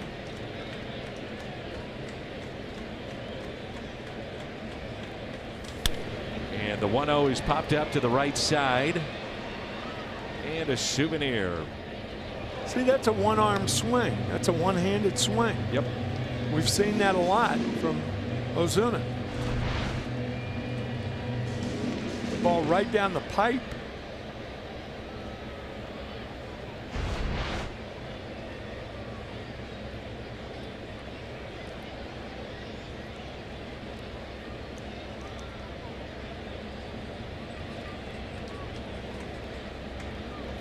A ball and a strike. Martinez, the runner at first base. Big gap in left center.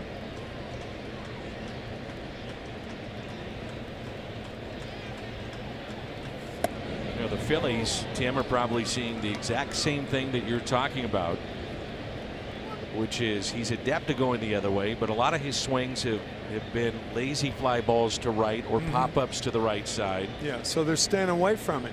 And then Herrera shades him that way too. Right. Herrera, good point. Herrera into right center and pitching him away. Force him to hit the ball the other way. And he does. But the catch made by Altair.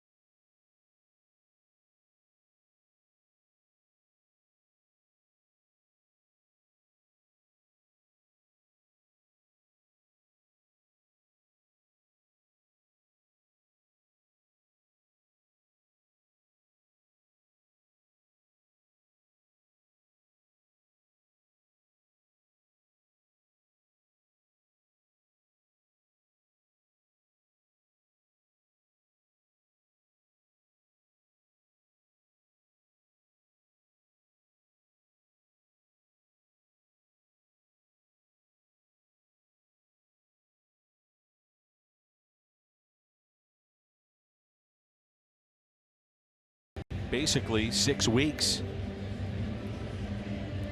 And he's pitched well tonight, very effective. Cardinals offense has been quiet, so have the Philly bats, but the Phillies have the one big hit, solo home run by Carlos Santana in the 5th. He's due up third in this inning. 3, 4, and 5 for the Phillies. Herrera, Hoskins, and Santana.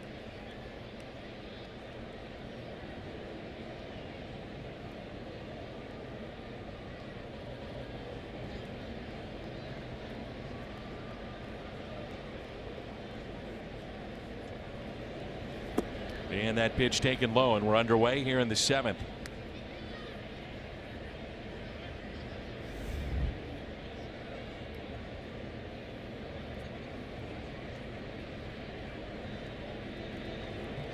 Herrera has walked and also grounded out. Reach base now in 43 straight. Has a chance at a batting championship. It's been a long time since the Phillies had a batting champion. Richie Ashburn? Richie Ashburn. In the 50s. 55? 59. 59. Richie Ashburn from Tilden, Nebraska. One of the funniest guys I'd ever met. I worked with him in the broadcast booth my first 3 years broadcasting. There's a broken bat. Carpenter not in time. Herrera, that's how you win batting titles too. Infield hits. Speed. Right. Well, he has the speed to do it. And I think the ball fortunately missed Luke Weaver thanks to his jumping ability. Matt Carpenter to his right, and clearly safe. Herrera he was safe. But it should have been a safe where you're standing up. He didn't need to dive. It's already his 7th infield hit. Carpenter kind of shaking his arm a little bit. There's Reese Hoskins, who is 1 for 2. Ashburn, by the way, did win a batting title in 55, and then again later. A lifetime .308 hitter, Richie Ashburn. In the Hall of Fame, revered, the most revered athlete, ex-athlete in Philadelphia history. You think so? I do, absolutely. He was the MVP of the 1962 Mets, a team that went 40 and 120. And they gave him they were 80 games under 500, that team. That's hard to do. I think that's right, isn't it? No. Yeah, 80 games under 500. That's right. They gave him a boat, and he took it out to Tilden, Nebraska, and the boat sank. That sums up that year. That's an MVP. He was the MVP of the. He said they ended the season with a triple play. Casey Stengel said, "Boys, just want you to know that no single human being could do what we did this year. This was as much a team effort as anything I've ever seen." Oh, that's great. It's hilarious. He was a very funny man, Rich Ashburn.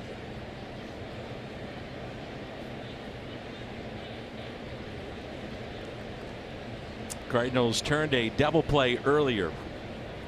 And the 1-0. It's in the dirt, kept in front by Pena. Little smile as he almost tripped going after that baseball. How well do you know Tony Pena, his father? Knew him very well. Yeah. Tony, first base coach of the Yankees. Of course, a catcher for the Cardinals in the '87 series against Minnesota. That's right. Came over on April Fools of that year. Everybody thought it was a joke. They traded for Tony Pena. April 1st. How about that? Mike LaValliere, Andy Van Slyke going the other way. Tony Pena coming to St. Louis. Sam Tuivailala begins to throw in the Cardinals' pen.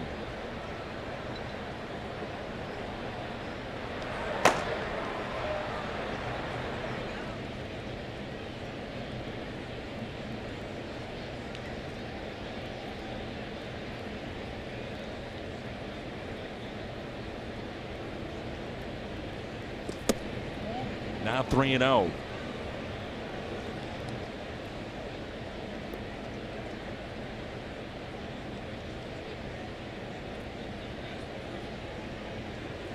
Luke Weaver's got to fight his way back here. 3-0, man on first, nobody out.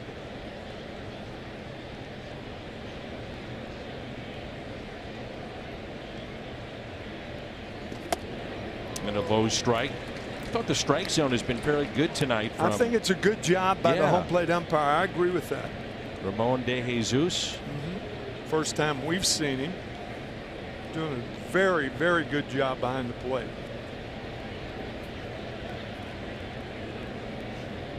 And the 3-1 pitch.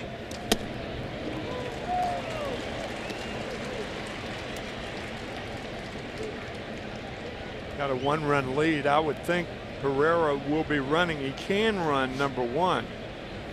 Hoskins a contact hitter.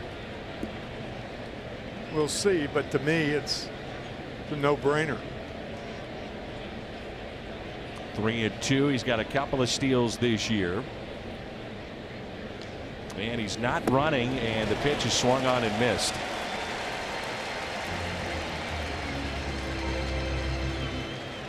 Take a look. It's a no-brainer for some of us. Well, I agree with you. I think you got to start the runner. Get something going. You might say, well, you know, he struck out, but you know, things change. You may take that pitch if he's running. It's a shot of that last at-bat home run by Santana. Monster shot to center. That was our Nissan drive of the game. And the only run. It's hit into a double play and the solo homer. And a strike.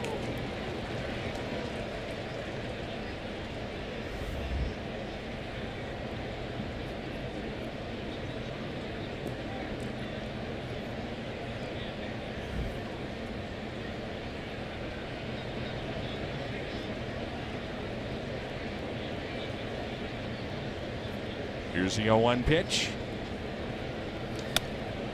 0-2. I like that, coming inside. You ask the big strong hitters where they like the ball best. When they crank or crush one, they'll say, I like to extend my arms. All of them, almost without exception. Aaron was an exception. Frank Robinson, an exception. He got him to wave at that pitch way outside. Strikeout number 6. Now see, that's a great job of pitching. Change up, fastball inside to crowd him, and then change up back away. Why do you pitch guys inside? To get them out outside. Good job by Pena and Weaver. 6 strikeouts now for Luke. He struck out 6 of the last 9. Did not record a strikeout until after the home run that was hit by Santana in inning number 5. Here's Franco. This will be pitch number 95, more than likely his final inning of work. He's allowed just 3 hits, 6 strikeouts, 1 walk.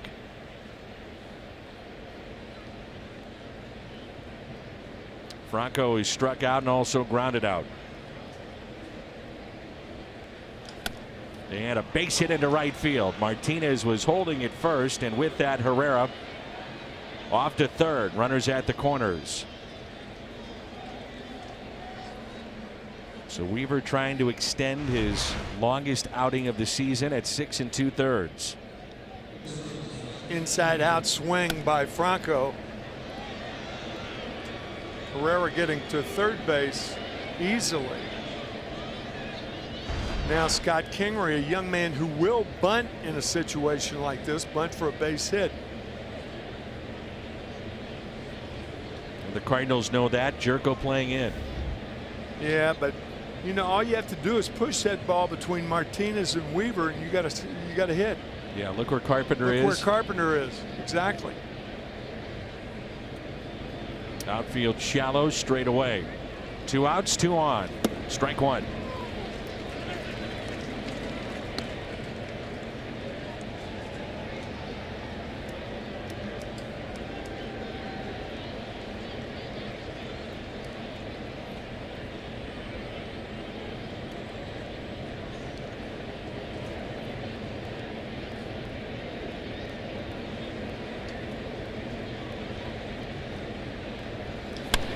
And a fly ball into right. Fowler is there.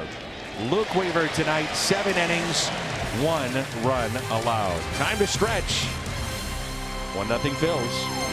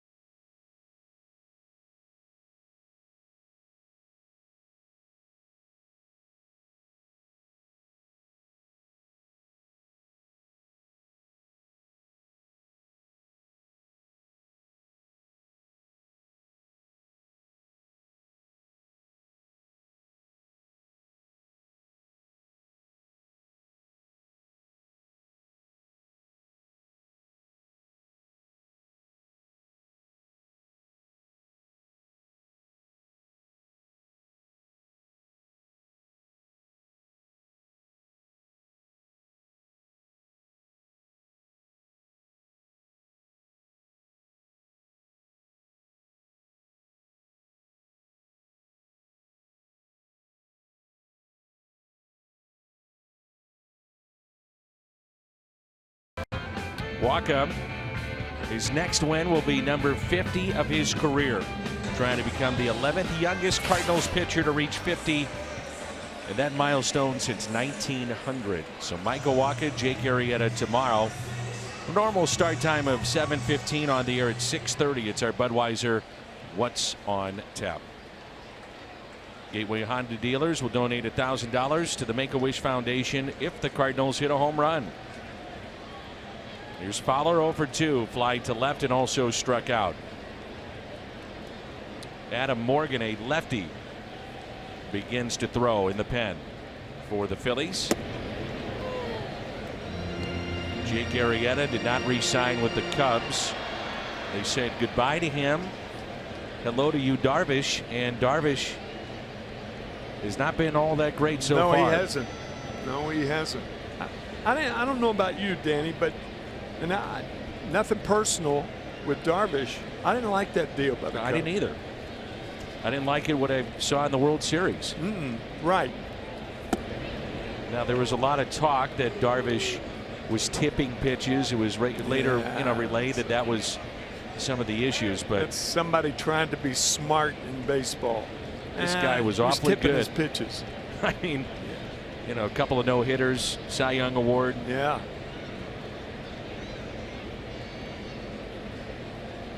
Here's the 0-2 pitch.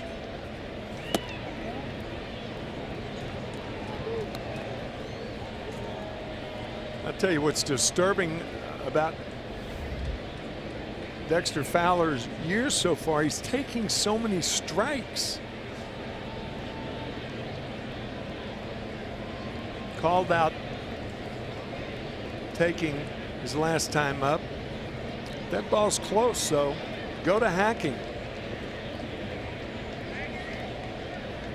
And the 1-2. Check swing did not go. Oh boy. He's got a life. That's Hunter Wendelstedt.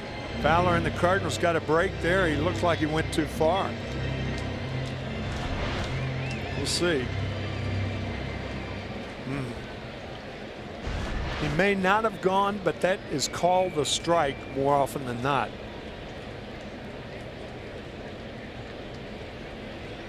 The 2-2.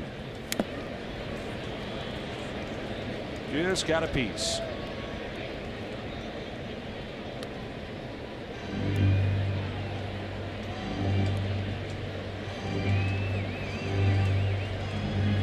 crowd tonight, 41,039, 41039.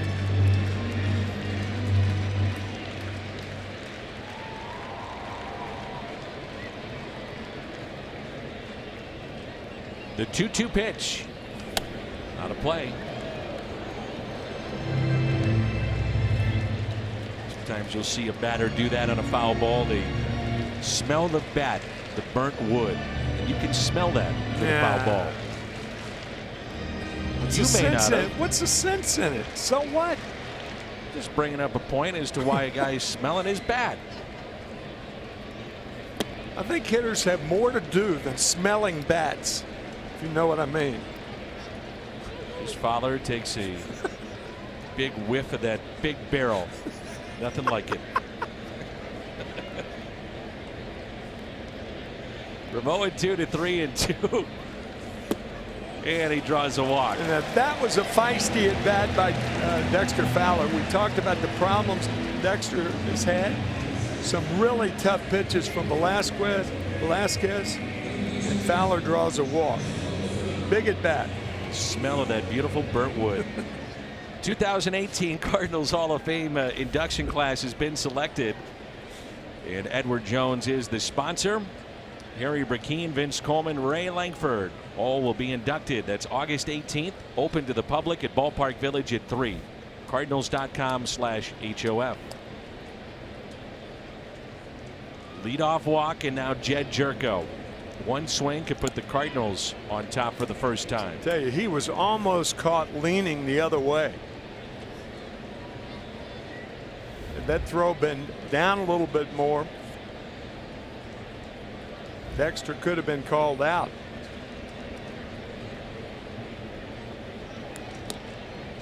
And back in safely again.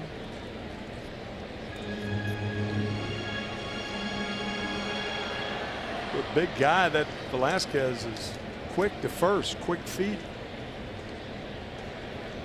Cards with a chance, fastball hitter up in Jerko, fastball pitcher in Velasquez.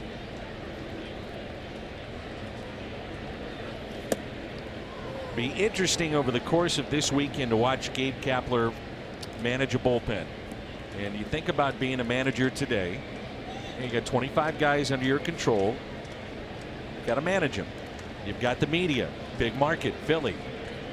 But with any manager, especially in this day and age, it's about what you do with a bullpen. And he can make some moves that make you scratch your head. Well, he certainly did that first week, I'd say. 1 point, it's been well documented. He went to make a change, and no one was up and throwing. No one was up and getting loose. And it was a second visit, so he had to go to his bullpen, and young lefty came in, wasn't ready.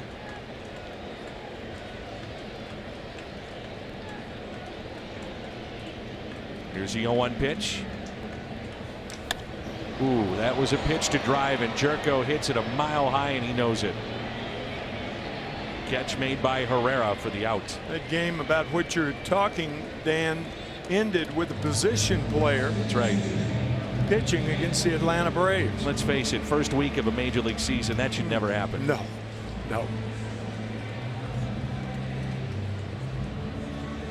There's Carpenter. He's 0 for 2. Yesterday, he's thinking about making a move right now. Well, yesterday, Tim, they had a 3-run lead in the 9th with nobody on, and he's removed Neris from his closer spot. Now he'll get closing opportunities, but they like Neris against the lefties, and he brought him in with 2 outs and nobody on. You take an opportunity away from somebody else, and my point is that while the numbers may say to do that, the book says to do it, that the book that he follows, you've got human beings that you need to explain yourself to that are going against the traditional way to manage. And you can lose guys. It's very easy to do that. So it's managing in the big leagues. It's a tough position. The only managing job that Gabe Kapler had prior to this year was 11 years ago in Greenville in the Boston chain, Class A ball. So not a lot of experience there. He did some broadcasting. So many teams now Done are, everything. you know, in analytics and sabermetrics. He was in front offices of a couple of teams. They actually travel a guy with a book that explains what they're doing. You know, trying to get to the players and saying, hey, this is why we're doing the things that we're doing. To get to the player to explain some of the oddities that we're talking about. Some of it needs explaining, I'll tell you.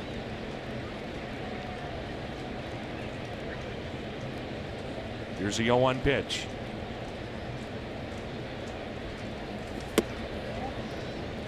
I would think from a player's perspective, I don't know, but they would be able to listen to a former player that's played at this level saying, hey, this is why we're doing it, as opposed to someone that just travels, that understands why they're doing it, but maybe never played the game. And I'm not saying it's right. I'm just saying that's how they do it. That perhaps counters things and balances things out.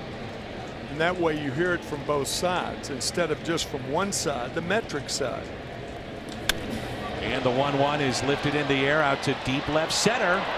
And it drops. That ball gets down. Fowler to second, on his way to third. It'll be a double for Carpenter on a ball that should have been caught. I think it was momentarily. I think it was momentarily. You disagree with that. I can tell by the look on your face. Watch. No, you're right, Danny.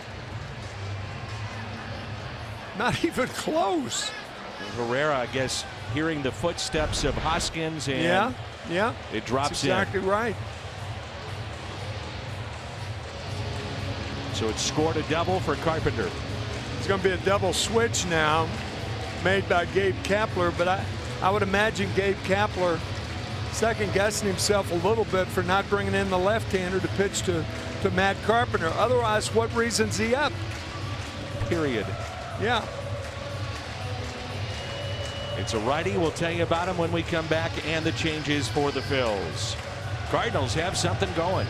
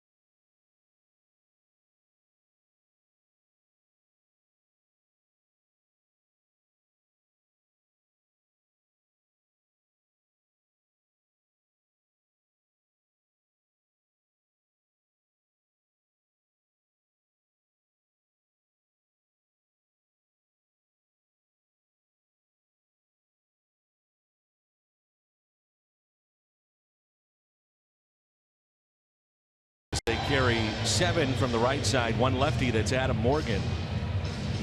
And part of the double switch, Pedro Florman takes over at shortstop. So he's head short. The pitcher goes in the 7th spot in the order.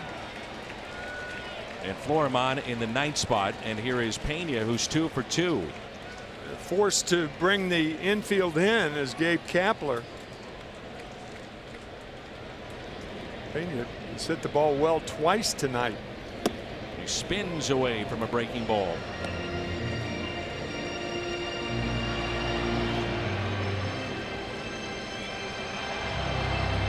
This has been the hot hand in their bullpen. He is not allowed a hit or a walk in his 4 appearances. Made his major league debut back on the 7th of this month. Pena breaks his bat. And a rundown at the plate. Carpenter will head to third, and Fowler tagged out. Had he kept coming, had Fowler kept coming, the catcher dropped the ball. You're going on contact, you're going full speed. There's no sense in getting in a rundown. See right there, the catcher dropped the ball. Chances are much better going full force. Fowler, though, conceded the rundown. You got a shortstop that just came in the game. That's something to consider. Ball hit to him. That's also part of analytics. Young catcher looking like a quarterback would. I wonder if Tom Brady ever had that. Well, But I'm not saying that Dexter Fowler would have made it home, but the chances are better as the catcher's trying to find the ball. He didn't know how far you are from him. Haste makes waste. and now Garcia. Runners at the corners. Point is, Dan, when you're going on contact, you don't get in a rundown. That's the point.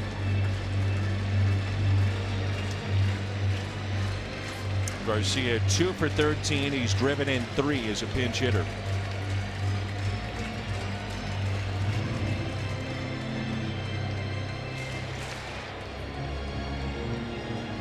And the catcher, Alfaro, needs some new equipment, new glove. He'll restring that baby and have it ready for tomorrow. Maybe even by the 8th. Let's take another look at that with Dexter Fowler. In fairness, makes the break. The shortstop with a low throw. The catcher bobbles the ball that's behind him. Now, had Fowler kept coming, but the point is, second and third, you're going on contact, means you're going on contact and not looking to get in a rundown as Fowler was doing. Here's a 1-0 and a foul ball.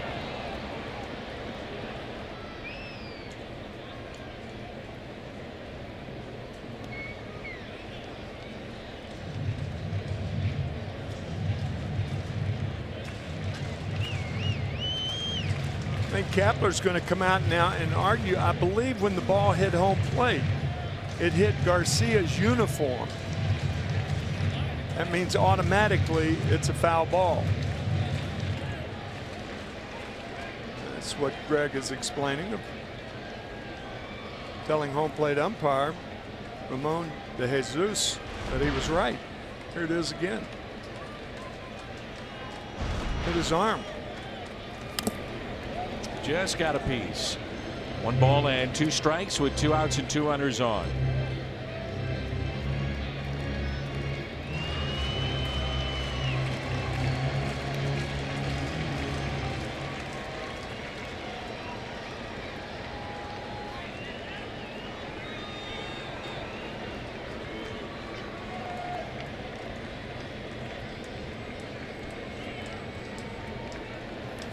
Garcia hits it the other way and foul.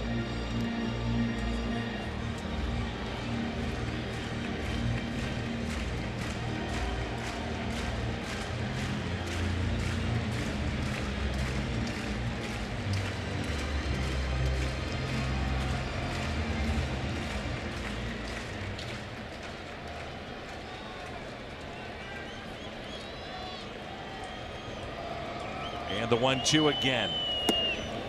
2-2.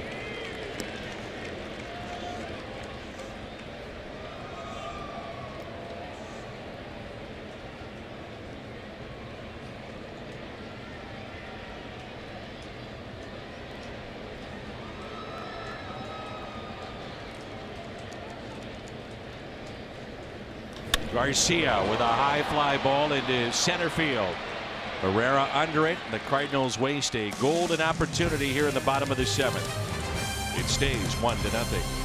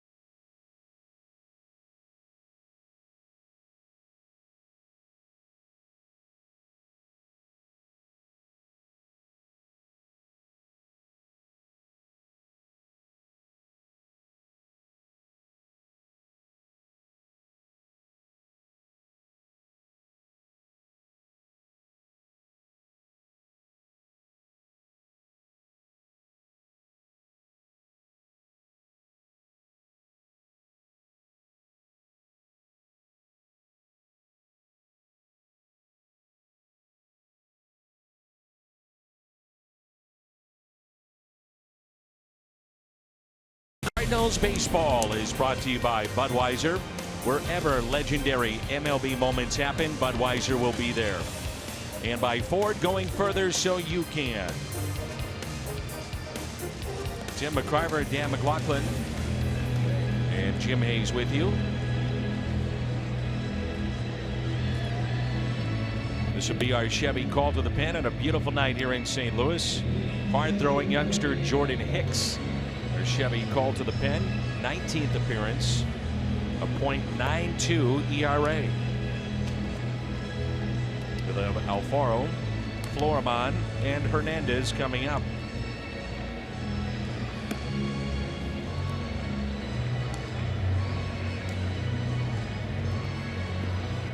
The night for Luke Weaver, 7 innings, 1 run. That was a home run he allowed back in the 5th. 4 hits, struck out 6, walked 1. That was it. Pitching through 7 innings has been superb for both teams.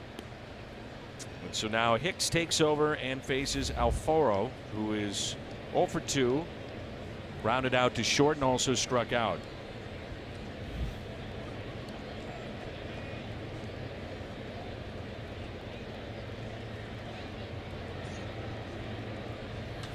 And the first pitch, a base hit into right.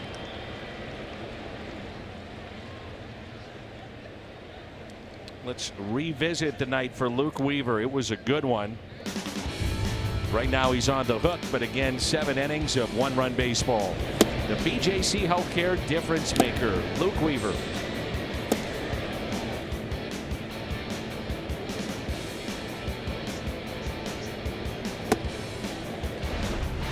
Winds up striking out 6. Did not record his first strikeout until the 5th inning. Here's Pedro Florimon. Mike Matheny pointing out the potential of a bunt in this spot.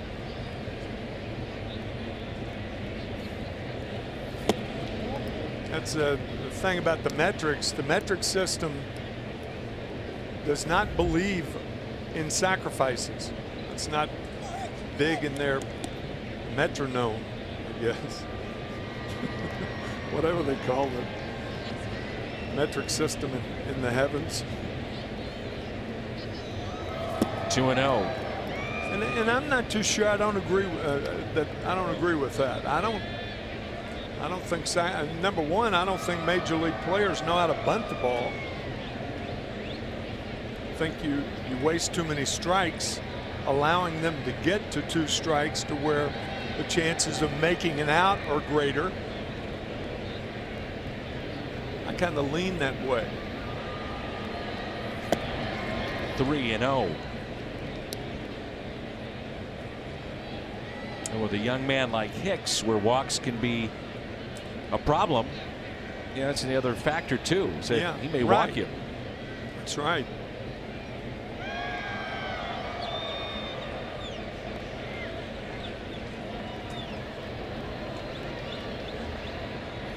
And there's your strike. He had never pitched above A ball until this season.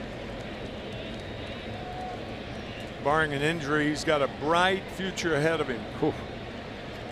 It's one special arm he's got.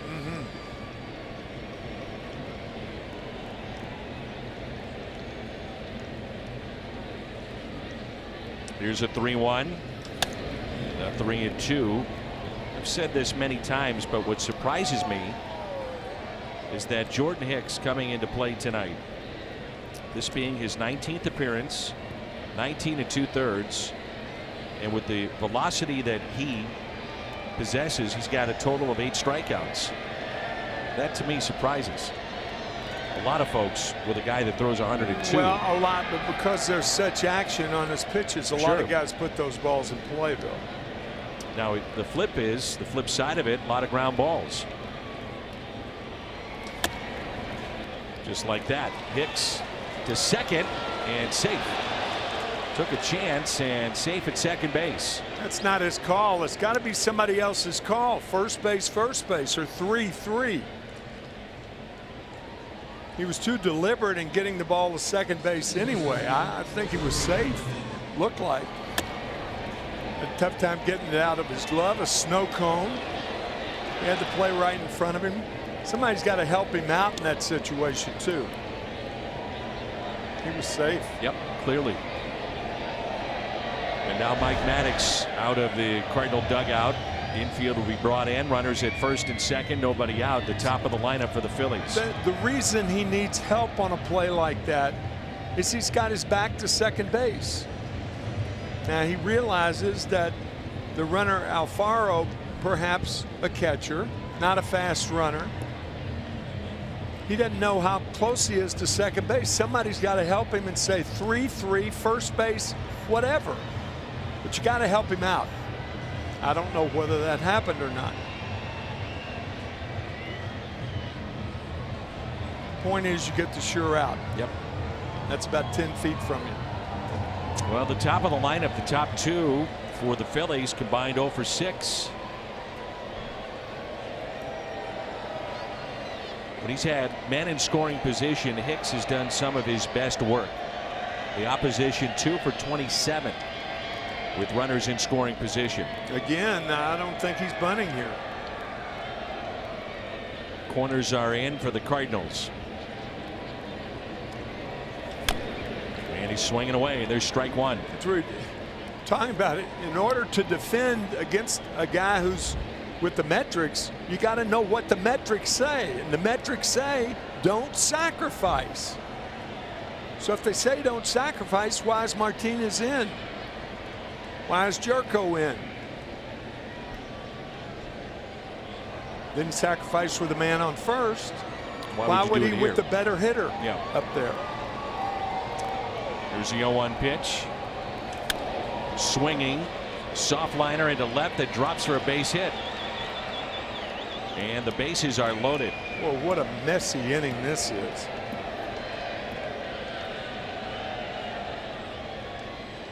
Opposite field, 38 hopper through the right side.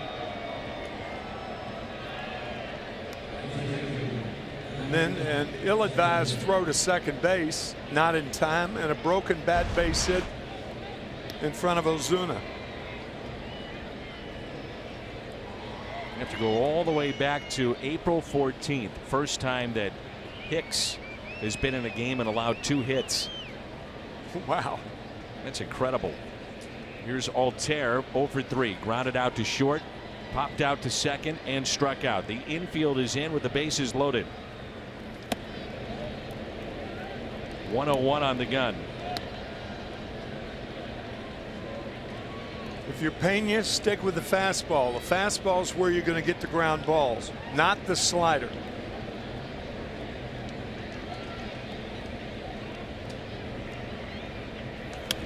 One ball and 1 strike. And if you're that runner at third, Alfaro, you know about the slider that at times can get a little wild. So keep an eye on that. Ball gets away, he could score.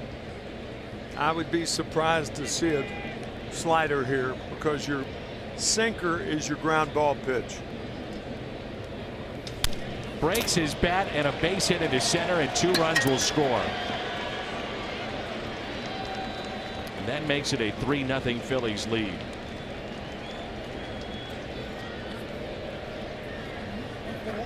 Boy, baseball can be a cruel game. Sure can. This is one of them. That'll be it. Mike Matheny is going to get him out.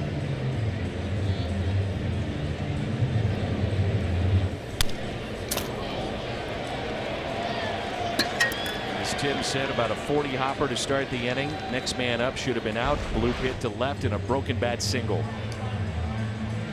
That is baseball. 3-0. Tuivailala coming on with runners at first and second. Nobody out here at the top of the 8th.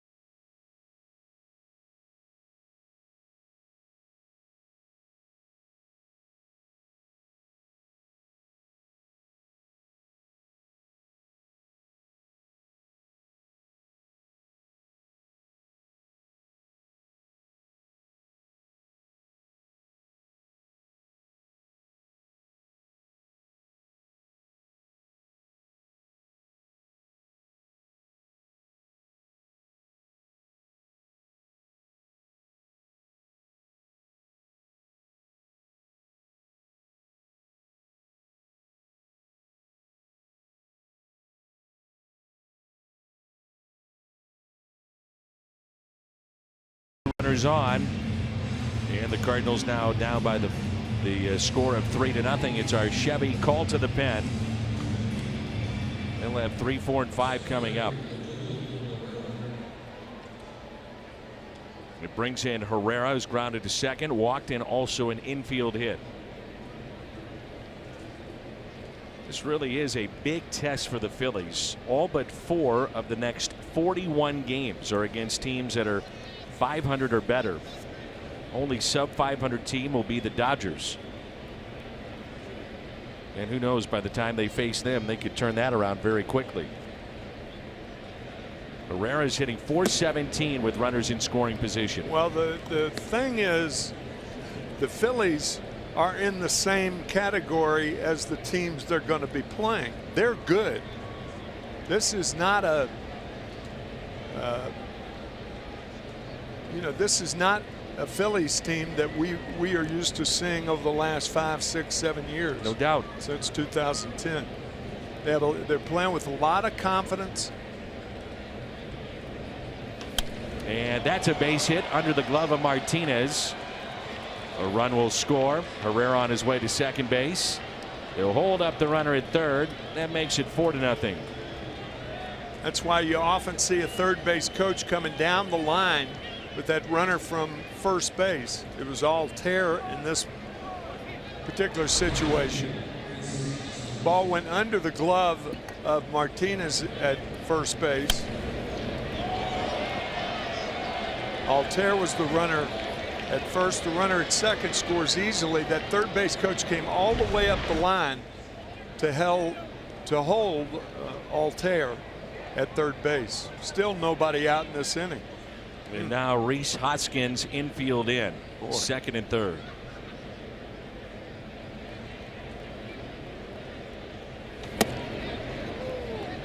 Three runs in the inning.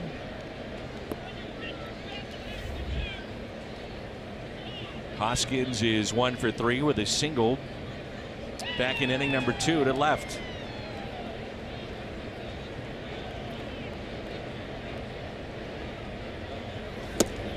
Oh, 2.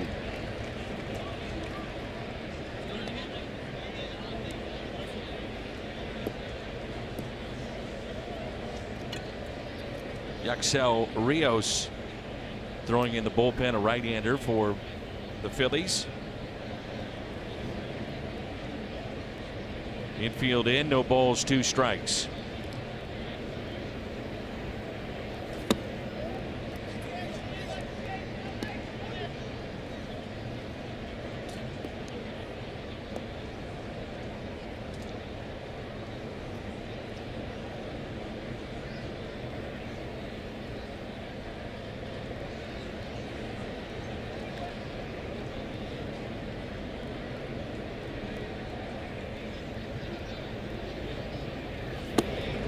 Two and 2.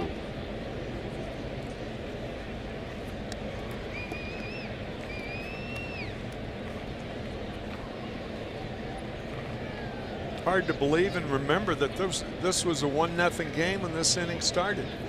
And with the way the offense has been going for the Cardinals, feels like a 10-run lead. Yeah, it does. Still nobody out. Here's a 2-2. And he struck him out.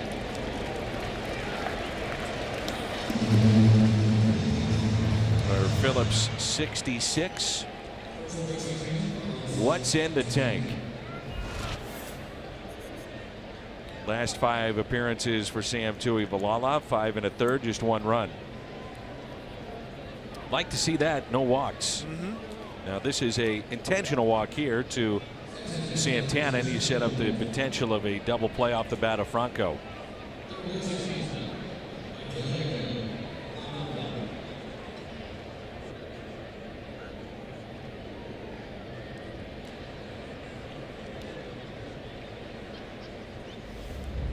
Eighth man to come to the dish this inning. Franco is 1 for 3.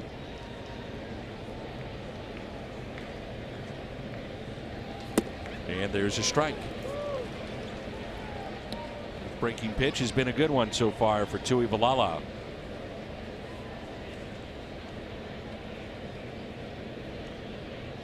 Bronco is grounded into 5 double plays. 0-2. Altair, Herrera, and Santana all aboard.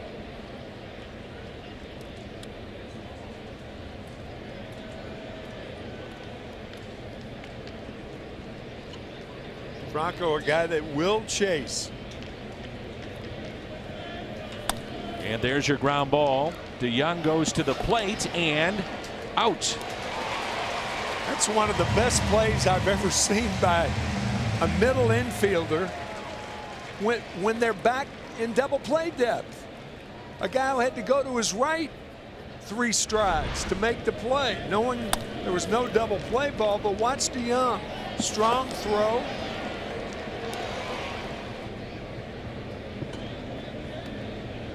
It's understanding the situation too, knowing you can't get a double play. That's exactly right. It's a desperate play, really. Yeah. But appropriate. The pinch hitter will be Nick Williams, their lone left-handed bat. They have 3 switch hitters on their bench. They've used Florimon, who's in the 9th spot. So bases loaded. And Tui Valala will face a lefty batter.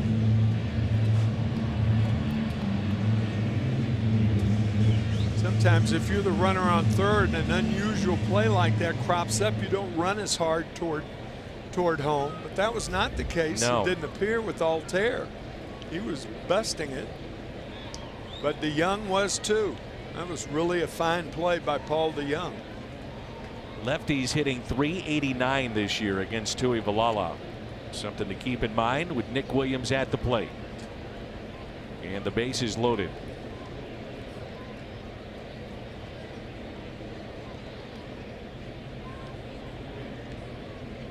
Ninth man to come to the dish.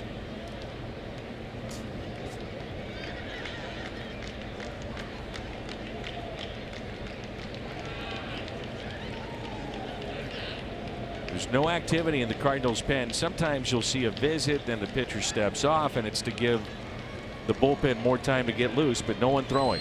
Yeah.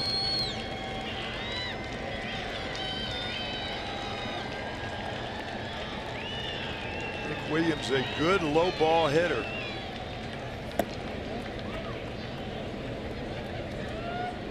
Used to be most left-handed hitters were good low ball hitters, and most right-handed hitters were good high ball hitters. That is not necessarily the case anymore. Nice play by Jerko. Gets up, takes the hit away. 2 big league plays to end the inning for the Cardinals. Phillies pick up 3 and it's 4-0.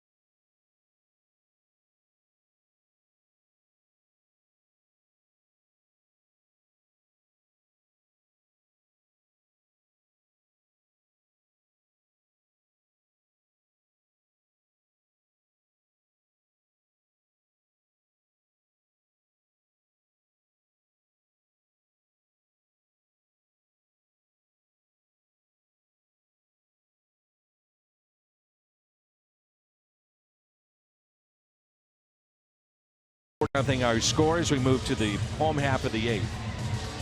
Phillies brought Reyes up when Pat Neshek couldn't answer the bell. Pat's still on the disabled list, formerly with the Cardinals. Wasn't he a couple of years ago? All-Star with St. Louis. All-Star, yeah. It'll be Tommy Pham, Jose Martinez, and Paul DeJong. So the top of the lineup. Neshek was one of the final players to make the roster. And then he made the All-Star team. And that year the game was in Minnesota, where his brother works on the grounds crew. How darn.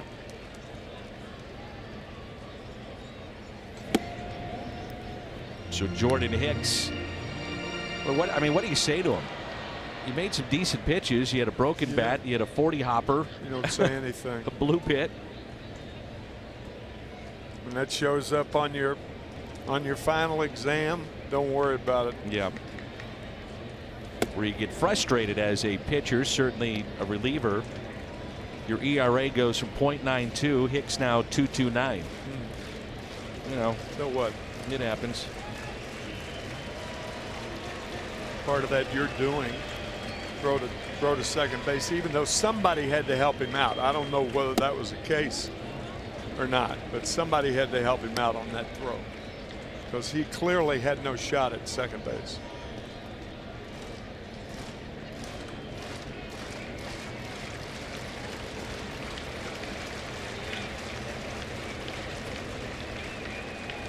Maybe the Cardinals can load him up here. Well, that's a good start. Leadoff walk, and Gabe Kapler is now pulling out whatever hair he has remaining. 4-run lead and a walk.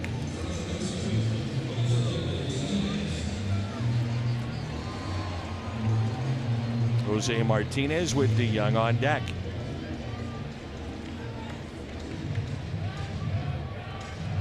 Yeah, very good point.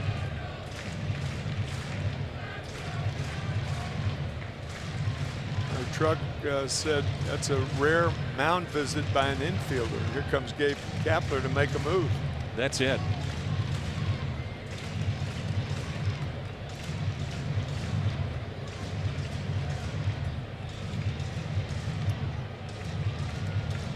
Luis Garcia will be the new pitcher to face Jose Martinez, and then Paul DeJong, and who knows, maybe Marcell Ozuna before the inning is through.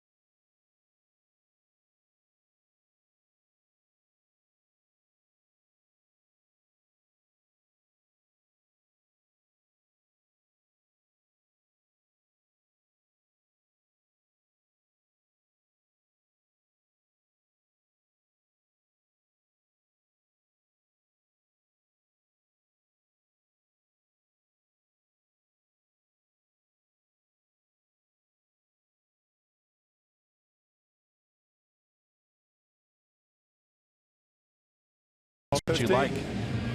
He's got another one on here. Yep. With nobody out.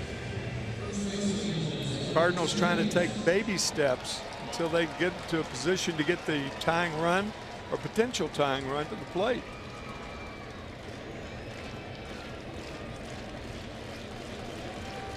Martinez has walked and also singled and struck out. Tommy Pham not going anywhere. He's your runner at first. Cardinals trailing by 4 here in the home half of the 8th.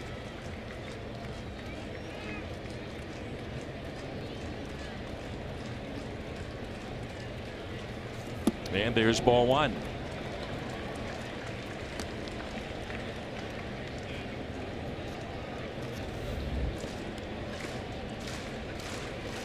Cardinals thinking it all started so innocently. A walk to Bam, Bam, Pham. Pham, Bam, Bam, Pham, Bam, whatever Bam, you want. Bam, Pham, any way you want to bam it.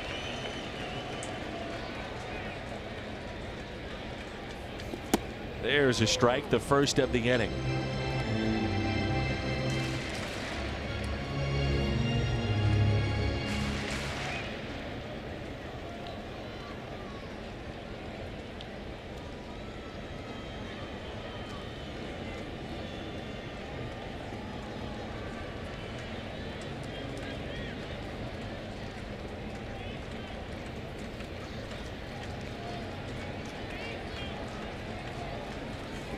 In the dirt, 2 balls and a strike.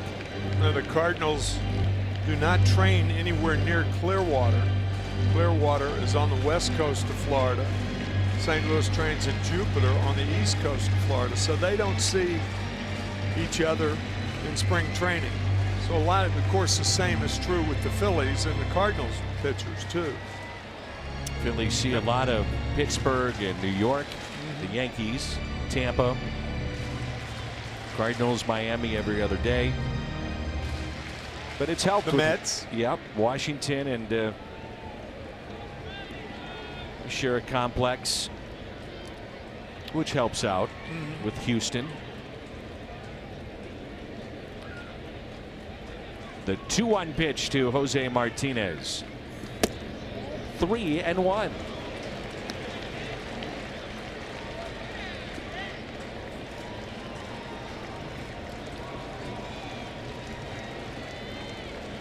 Situation 20-30 years ago, you'd take automatically, you're trailing by 4 runs, you're going to get the same pitch 3-2 as you get 3-1. There is some wisdom in taking this pitch.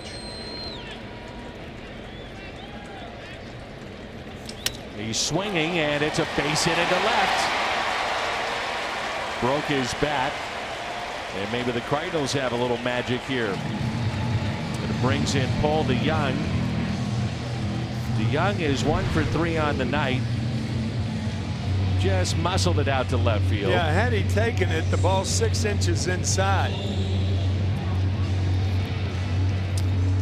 Mentioned that Paul DeJong really made a fine defensive play, and I talked about it earlier at Illinois State, where he played collegiately in the Missouri Valley Conference. He was a catcher, and then he comes to pro ball and moved to shortstop. The Missouri Valley Conference, for folks that don't know, is based here in St. Louis, and their college baseball teams are really good. That conference is loaded with talent.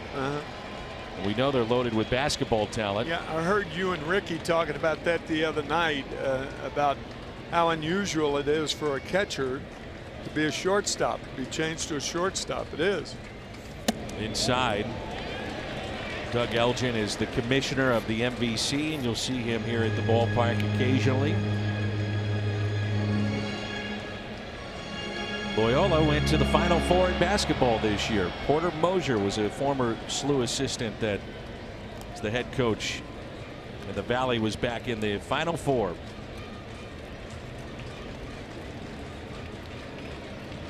Here's a 1-0. I'm sure if Doug is watching, you'd get a little smile at Paul DeJong would do some damage here. You know, Tim, Arch Madness is the basketball tournament for the Valley that's brought here to St. Louis every year. You've told me about that, yes. Incredible. A lot of money generated for the city and great interest. Thanks to Doug and his crew. 1 ball, 1 strike on Paul DeJong.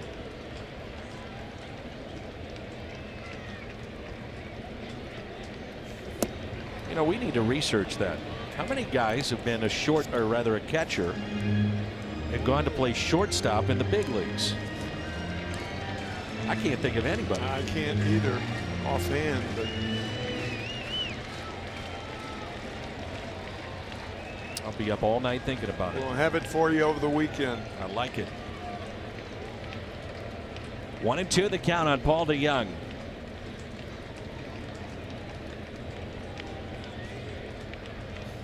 In the dirt. Runners stay put. 2-2. Well, it gets interesting if DeYoung can reach. Then you have the tying run coming up, and a guy that certainly could reach the seats in Ozuna.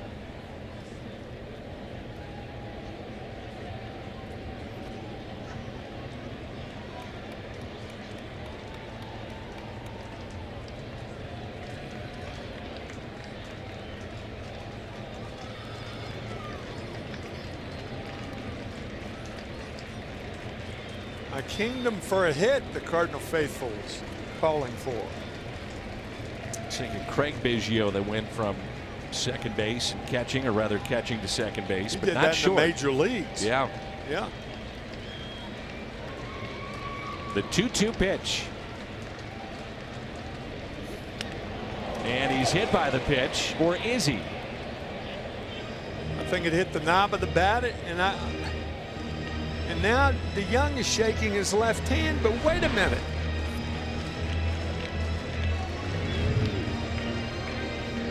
It hit him on the hand.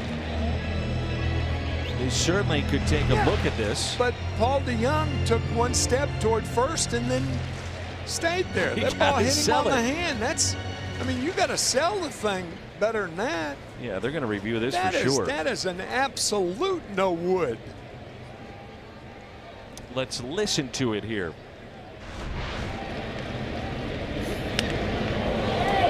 Can't tell.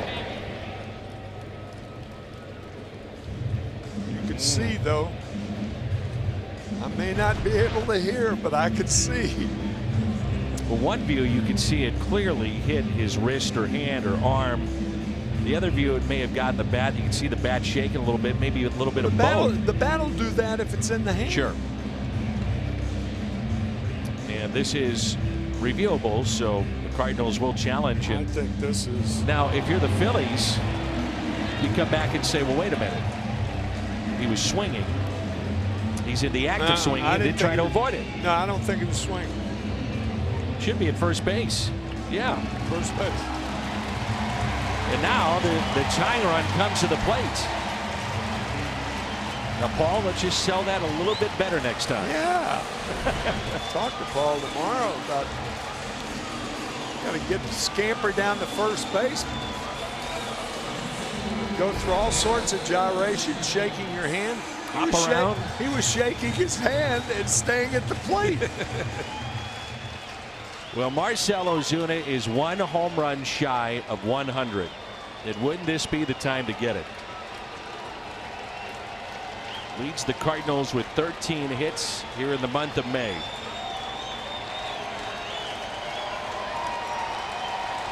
Bases loaded, nobody out. Then meanwhile, Garcia hasn't shown he can throw a strike yet. Martinez's ball was way inside on the 3-1 pitch. Puts it in play, and it could be two. Out at second and safe at first. Run does score. And it makes it a 4-1 Phillies lead.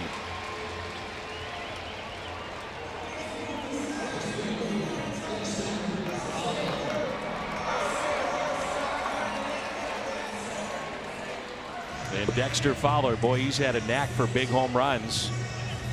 Now, if I'm Gabe Kapler, I'm playing the percentages. I got to turn him around. There's only one left-hander, but you got Jerko on deck.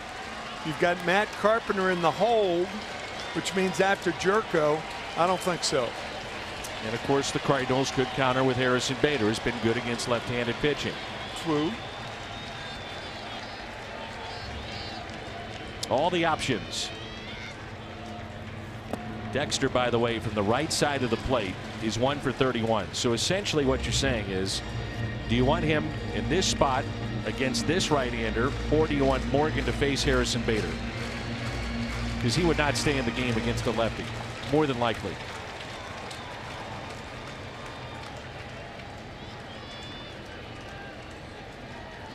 And the 1-0 pitch to Fowler.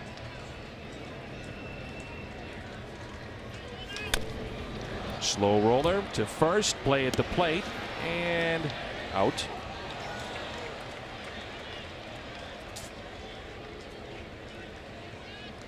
So the Cardinals had the bases loaded, nobody out. And they have not gotten the ball out of the infield with Ozuna and Fowler.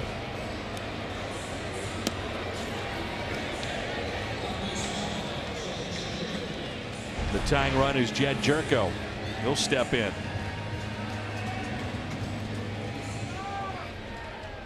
He's a legitimate tying potential too. That power he has. 4 home runs this year, 50 over the last 2 years for the Cardinals.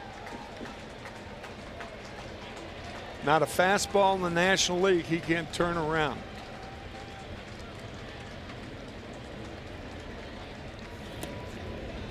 And ball 1, 99 on the gun.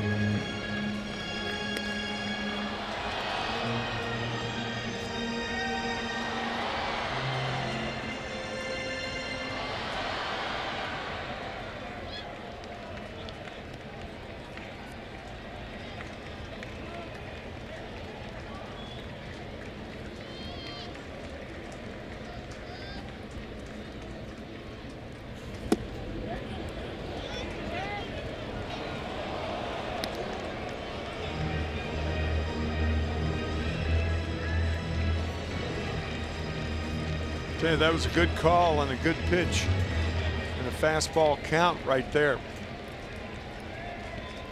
to even the count. They know about Jerko and his being able to handle the fastball. Down and in. Another slider.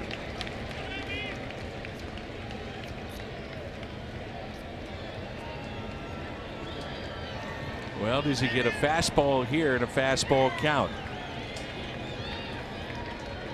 I wouldn't.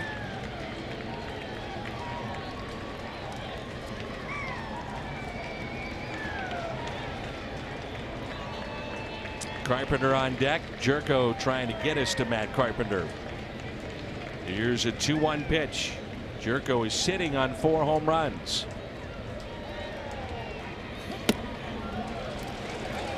Now it's even juicier.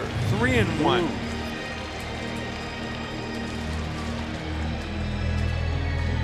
They have the lefty to face Carpenter.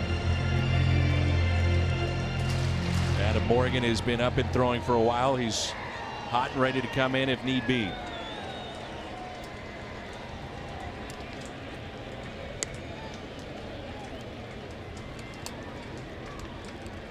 Jerko, base hit into left. Ozuna will score. Cuts a lead to 4-2. And the go-ahead run will come to the plate.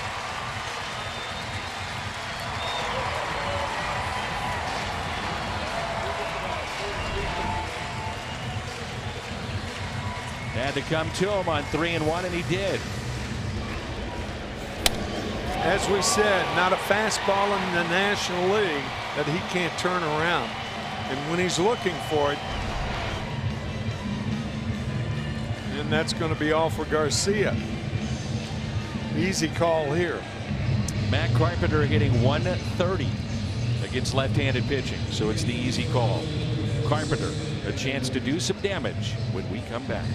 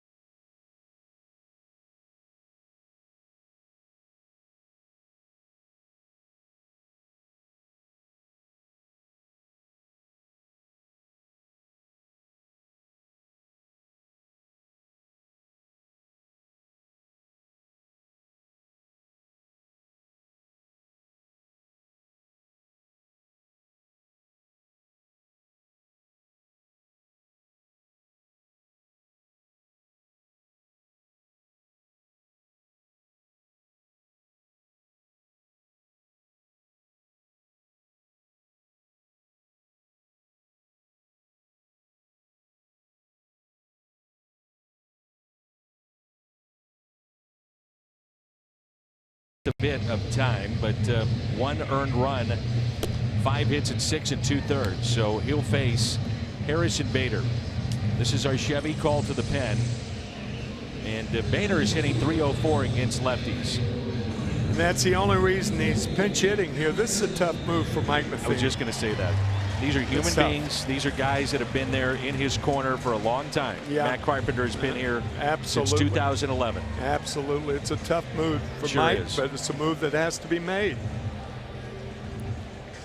And a fan at home, I can understand you say, well, he's hitting 130, whatever it is, against lefties. Yeah. It's an easy move. Well, yeah, you got to explain that to the player and maybe take the heat of the player that doesn't like the move. It's not an easy call to make. No, it's not.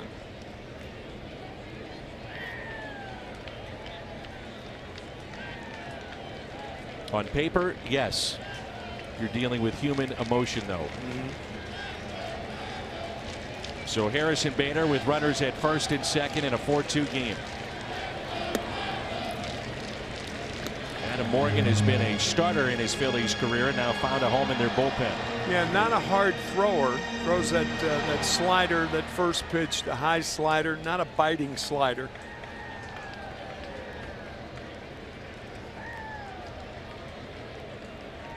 And the 1-0. Bader, a good rip. That's a ball that Harrison wanted back. Guys, he's not tall of stature, but he is strong, packed together. Pretty good package of strength. Got power. 20 home runs last year in Memphis.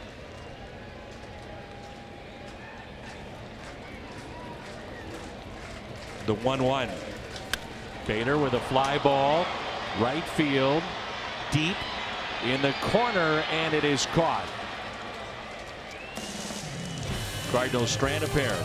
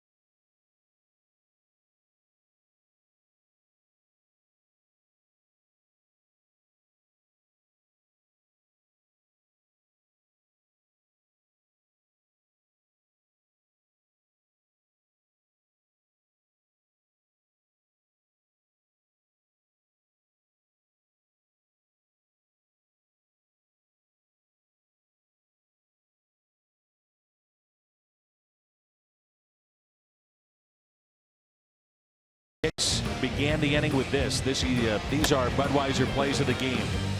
Seeing I single, went for the lead man, the next guy, and then Hernandez the base hit to left.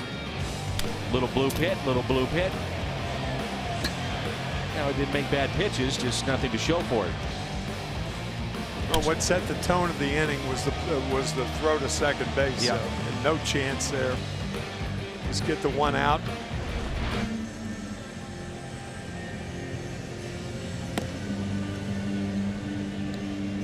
Our Chevy call to the pen. John Brebbia up and down, up and down. He's got enough frequent flyer miles to travel the world right now. Yeah. We're only in the middle of May. It's our Chevy call to the pen. Colton Wong takes over at second base. I'll tell you, John Brebbia is a real quality pitcher to have had to suffer with the ups and downs of Memphis and St. Louis. Saw him over the weekend in San Diego. Tried to pitch in a third inning and really ran out of gas, but his first 2 innings very good. Got good stuff. Yes, he does.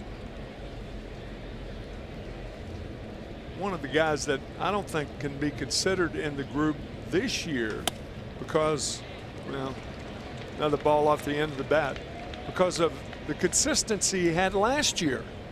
He was very consistent last year. One of the more consistent pitchers coming up from Memphis. I was talking with Ricky Horton the other day, both on and off the air, about it. He really saved the Cardinals bullpen last year. Yeah, came out of nowhere. He did.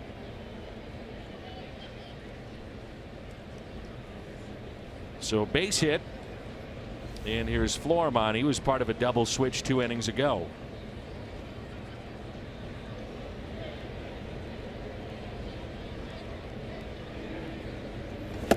And there's a strike.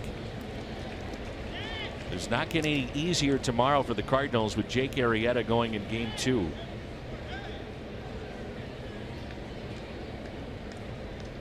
Michael Wacha for St. Louis. And the Cardinals will face Aaron Nola in this series. 1.99 ERA, and he's 6-1. That'll be Sunday.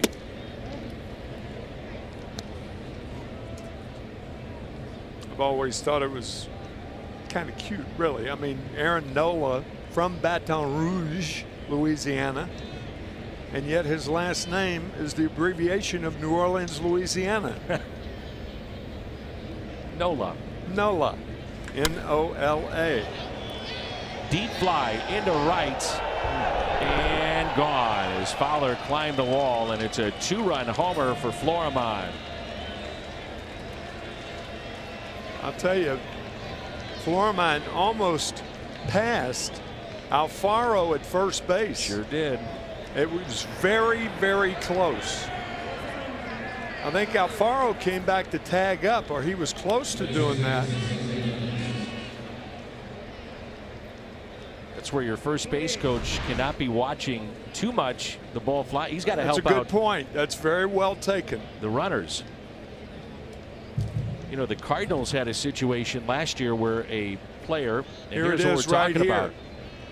about. Ooh, that's close. It was close. Grichuk passed Piscotty, and the Brewers didn't pick it up. And once you have one pitch to the next batter, it's over. Yeah.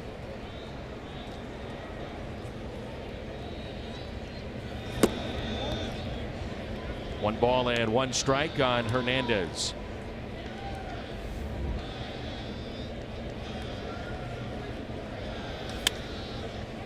Little flare into shallow center that drops in for a hit.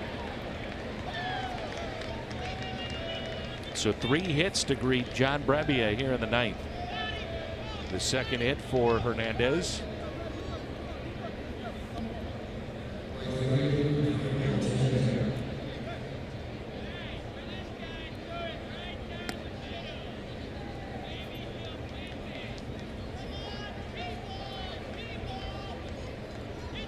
Yeah, the Phillies have shown tonight they're a very tough team to strike out.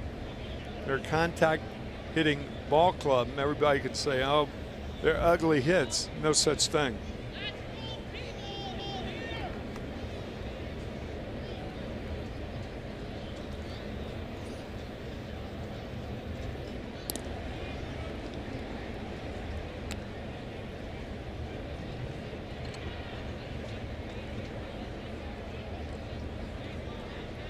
Cardinals pen, they have faced 9 batters. Hicks, Tuivailala, and now Brebbia.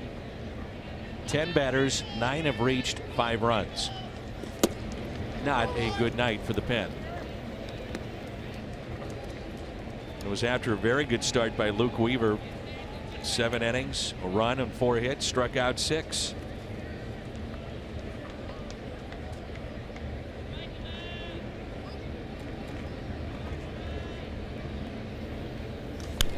One hit out of play, nothing in 2.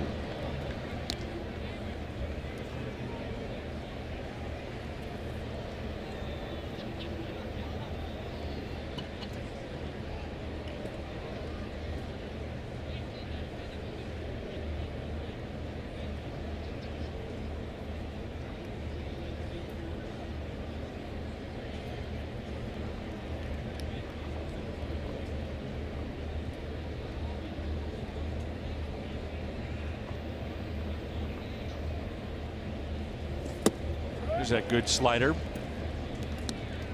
And a strikeout. You have often told me that you believe the 68 Cardinals were better than the 67 team that won the World Series. Well, the pitching was better, but it was hard. I say that in the same breath that Bob Gibson went down on June 15th when the ball hit by Clemente, hit Bob in the ankle, and he was out 7 weeks during the season. Nelson Briles came along and just was lights out for 14 starts. I learned a lot that year that pitching more than hitting is contagious. Runner goes and not in time. Boy, isn't that the truth? You never hear that. Pitching is contagious. Pitching's more contagious than hitting, the way I view it. I learned it those 2 years in 67 and 68. 68 team had 31 shutouts. Wow. 13 by Gibson. That's the amazing thing. He went 22-9 in 68. 9 losses with a 1.12. Yeah.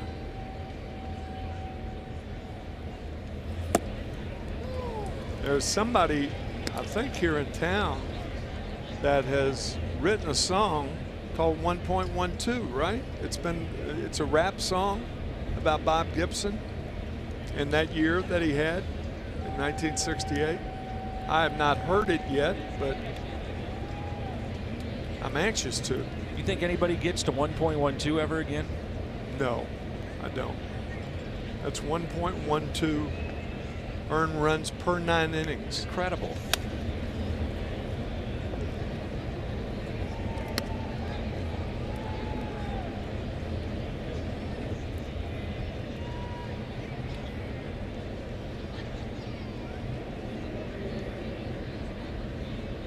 Tommy in our headset reminiscing about that summer of 68. What it meant to him. All the great memories that he had. A lot of memories will be shared, I'm sure, this weekend.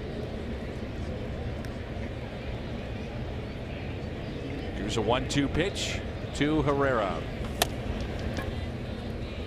Tough play here for Jerko. Wow, what a play. Good play to get a speedy runner. Not only that, but Herrera had a very good jump out of the batter's box. As a matter of fact, his jump was better than Jerko's. Tell you what, Jed Jerko can play some third base. Yes, he can. For a guy who was coined as only a second baseman with the Padres, he has shown he is a very good third baseman. And why in the world is Hernandez, who's on at second base, why isn't he on third? Walked to third.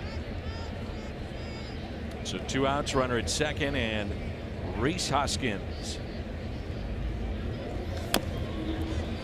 There's strike one. It's now a 6-2 game. Phillies about hit the Cardinals 11-7. St. Louis, La Pena, Wong, and Pham coming up.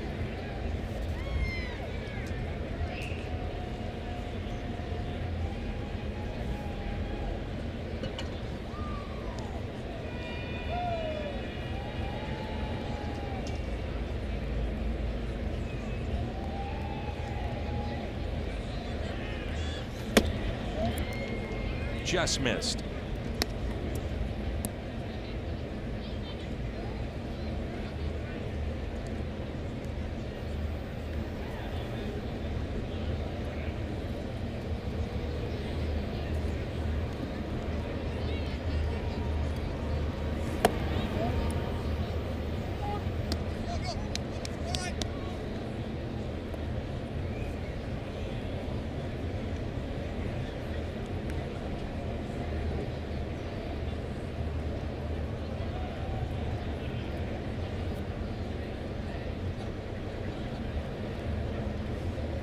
It's 2 balls and 1 strike with 2 outs, runner at second.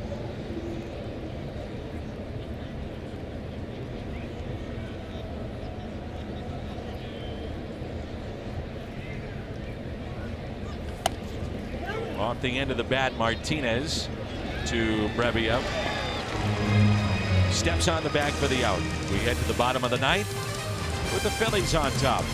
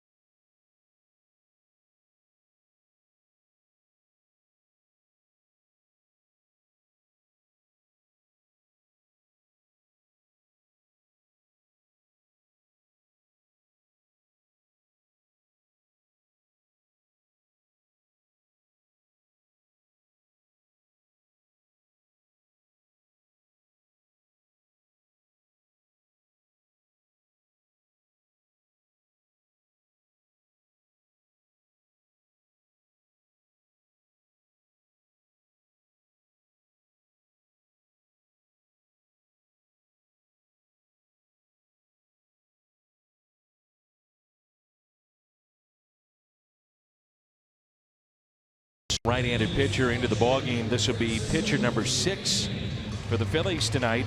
Velasquez went 6 in the third, then Dominguez, Rios, Garcia, Morgan, and Ramos.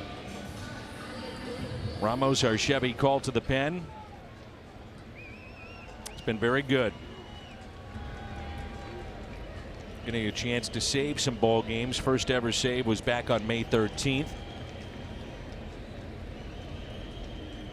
Talking to the Phillies, and a lot of them say that for pure stuff, Ramos has as good as anybody in the bullpen.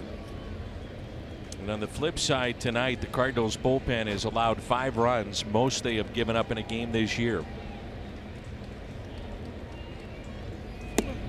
That's pretty nasty right there. That's a knee buckler. Knee buckling slider. Ooh. On the 0-1 count.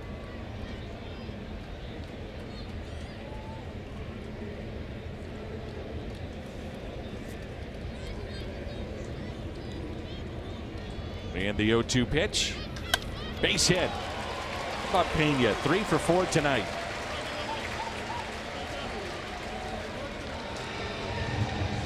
Give him credit. Coming out, and I mean, he has smoked all 3 hits to left field. How about that pitch? After that knee buckling breaking ball, he throws him a 0-2. All you do, you know, you're pitching a guy like it's 2-0 instead of 0-2. Here's Colton Wong, who is 0 for his last 21. Did not start the game tonight. Strike 1. With the Cardinals, Tim, in this game have had their opportunities. You go back to the 7th.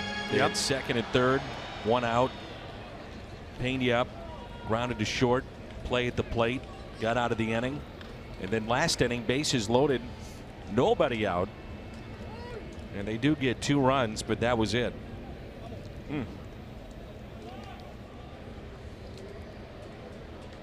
Bases loaded, nobody out with the middle of the order coming up. Right.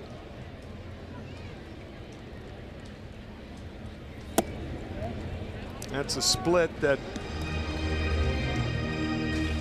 Ramos throws that is nasty. Primarily to left-handed batters, uses the slider to right-handers.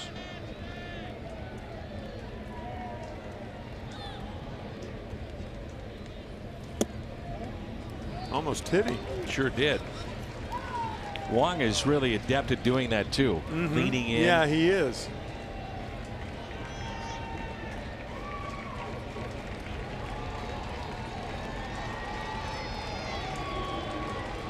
The 2-1 pitch. Wong, base hit into left center. We've talked about it so many times. At last year, a year in which Wong hit .285. He was very adept at hitting the ball to left center field. Not with 2 strikes only. That approach was better. The shoulder was in.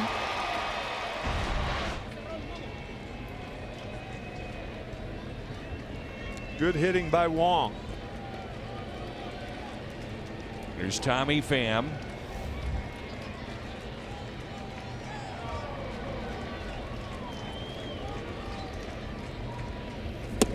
Well, usually you see you got 9 hits and a starter that gives you 1-run baseball at 7.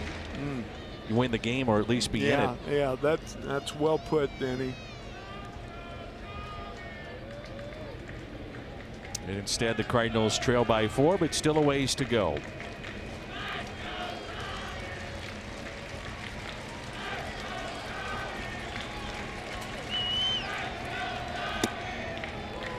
Boy, that slider is filthy. It's tough. Pham has walked. That was back in the 8th. Struck out, hit into a double play, and also grounded out.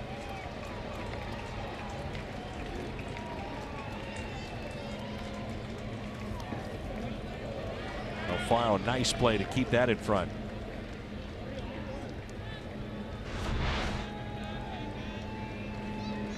Slider is a much easier pitch to handle when it's in the dirt than a fastball, because you go down with it.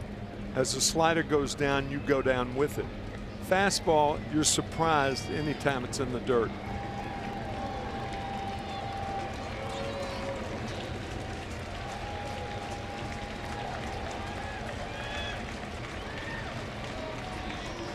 One-two is a high fly ball into right field. Altair with the catch. Runner stayed put, and there's one away.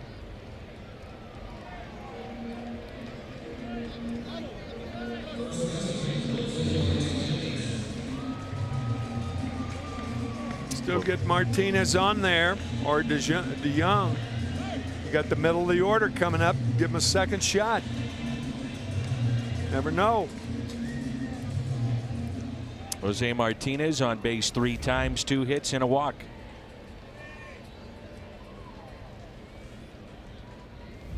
This is what we were talking about in the opening tonight. The first quarter of the season, the Cardinals have really busted it in the late innings. They have given bullpens grief. But of course, you got to change that around and start scoring early, where you can bury some teams. But the Cardinals so far this year in the first quarter is not a team that scores early. Redbirds 1 for 8 with runners in scoring position tonight. Here's a 1-0 pitch to Martinez. Base hit into center. Pena will be held up. And with that, again, the tying run comes to the plate. Nobody up and throwing in the Phillies' pen, and some intrigue late. Colton Wong almost made a very serious mistake at second base. He rounded the bag. He was thinking about third when his run is no good. I mean, obviously it's good, but not in the whole scheme of things. There's no way Pena's going to try to score, because you've already got the tying run at the plate. So Colton rounded the bag as though he were going to third base, as though Jose Oquendo was going to send Pena home. There's no way he does that. Rick Kranitz, the pitching coach, out to visit. And probably the last thing that the Phillies wanted to do is to have Neris get up and throw, but that's the scenario now. He starts to throw in the pen. The bases are loaded. Neris has all kinds of history in terms of closing, and this is really uncharted territory for Ramos. Yeah, he's had some even opportunities. though Ramos's stuff is probably better than Neris's. It's a season high 3 hits allowed by Ramos. All the Cardinals could hope to do is get the tying run up there, and they have. Yeah. Wouldn't this be something? It's been hit by a pitch and a single, fly to center, and a strikeout.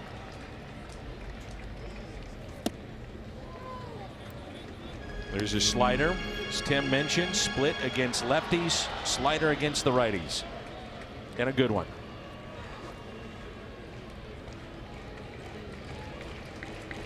Outfield deep. The 0-1.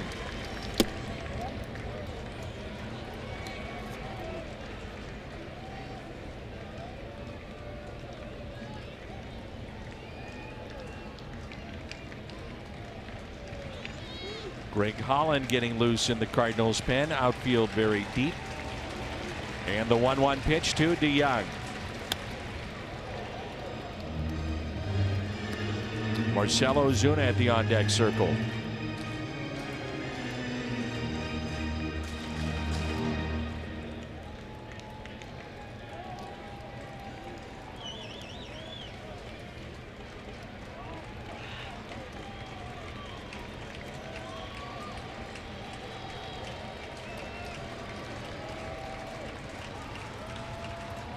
The 1-2 lined, and everybody back to the bag.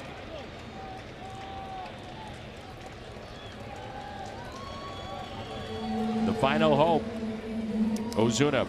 Well, if you're Marcell Ozuna and you've been paying attention, and obviously he has, you go up there looking for slider.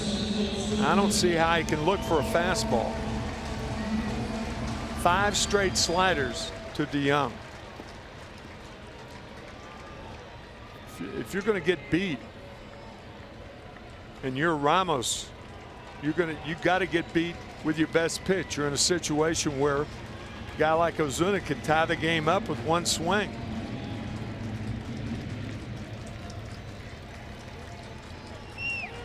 And time called. He came up with the bases loaded in the 8th, and now comes up with the bases loaded here in the 9th.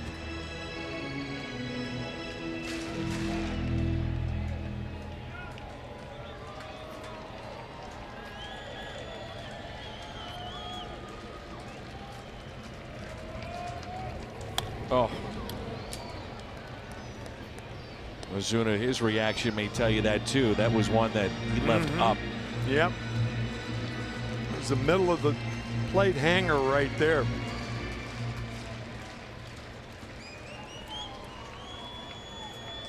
He's come to the plate with 6 runners on tonight and still is yet to drive in a man. Trying to change that here. The 0-1. Another slider, 1 ball, 1 strike.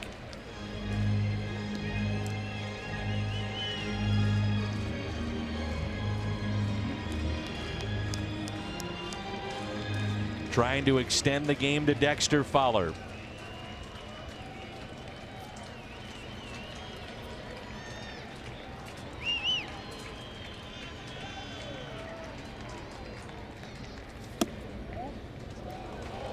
Two and 1. Now that was a fastball. Tim, I can only remember maybe 2 pitches that have been other than the slider to the right-handers. Yes. Yeah, I agree.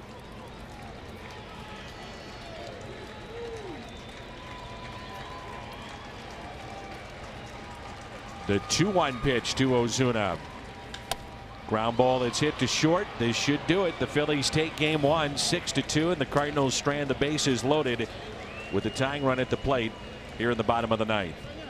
Disappointing loss. Game that really got away. No early runs. Tried to come back late. Couldn't do it. Missouri Lottery Cardinals Live comes your way next.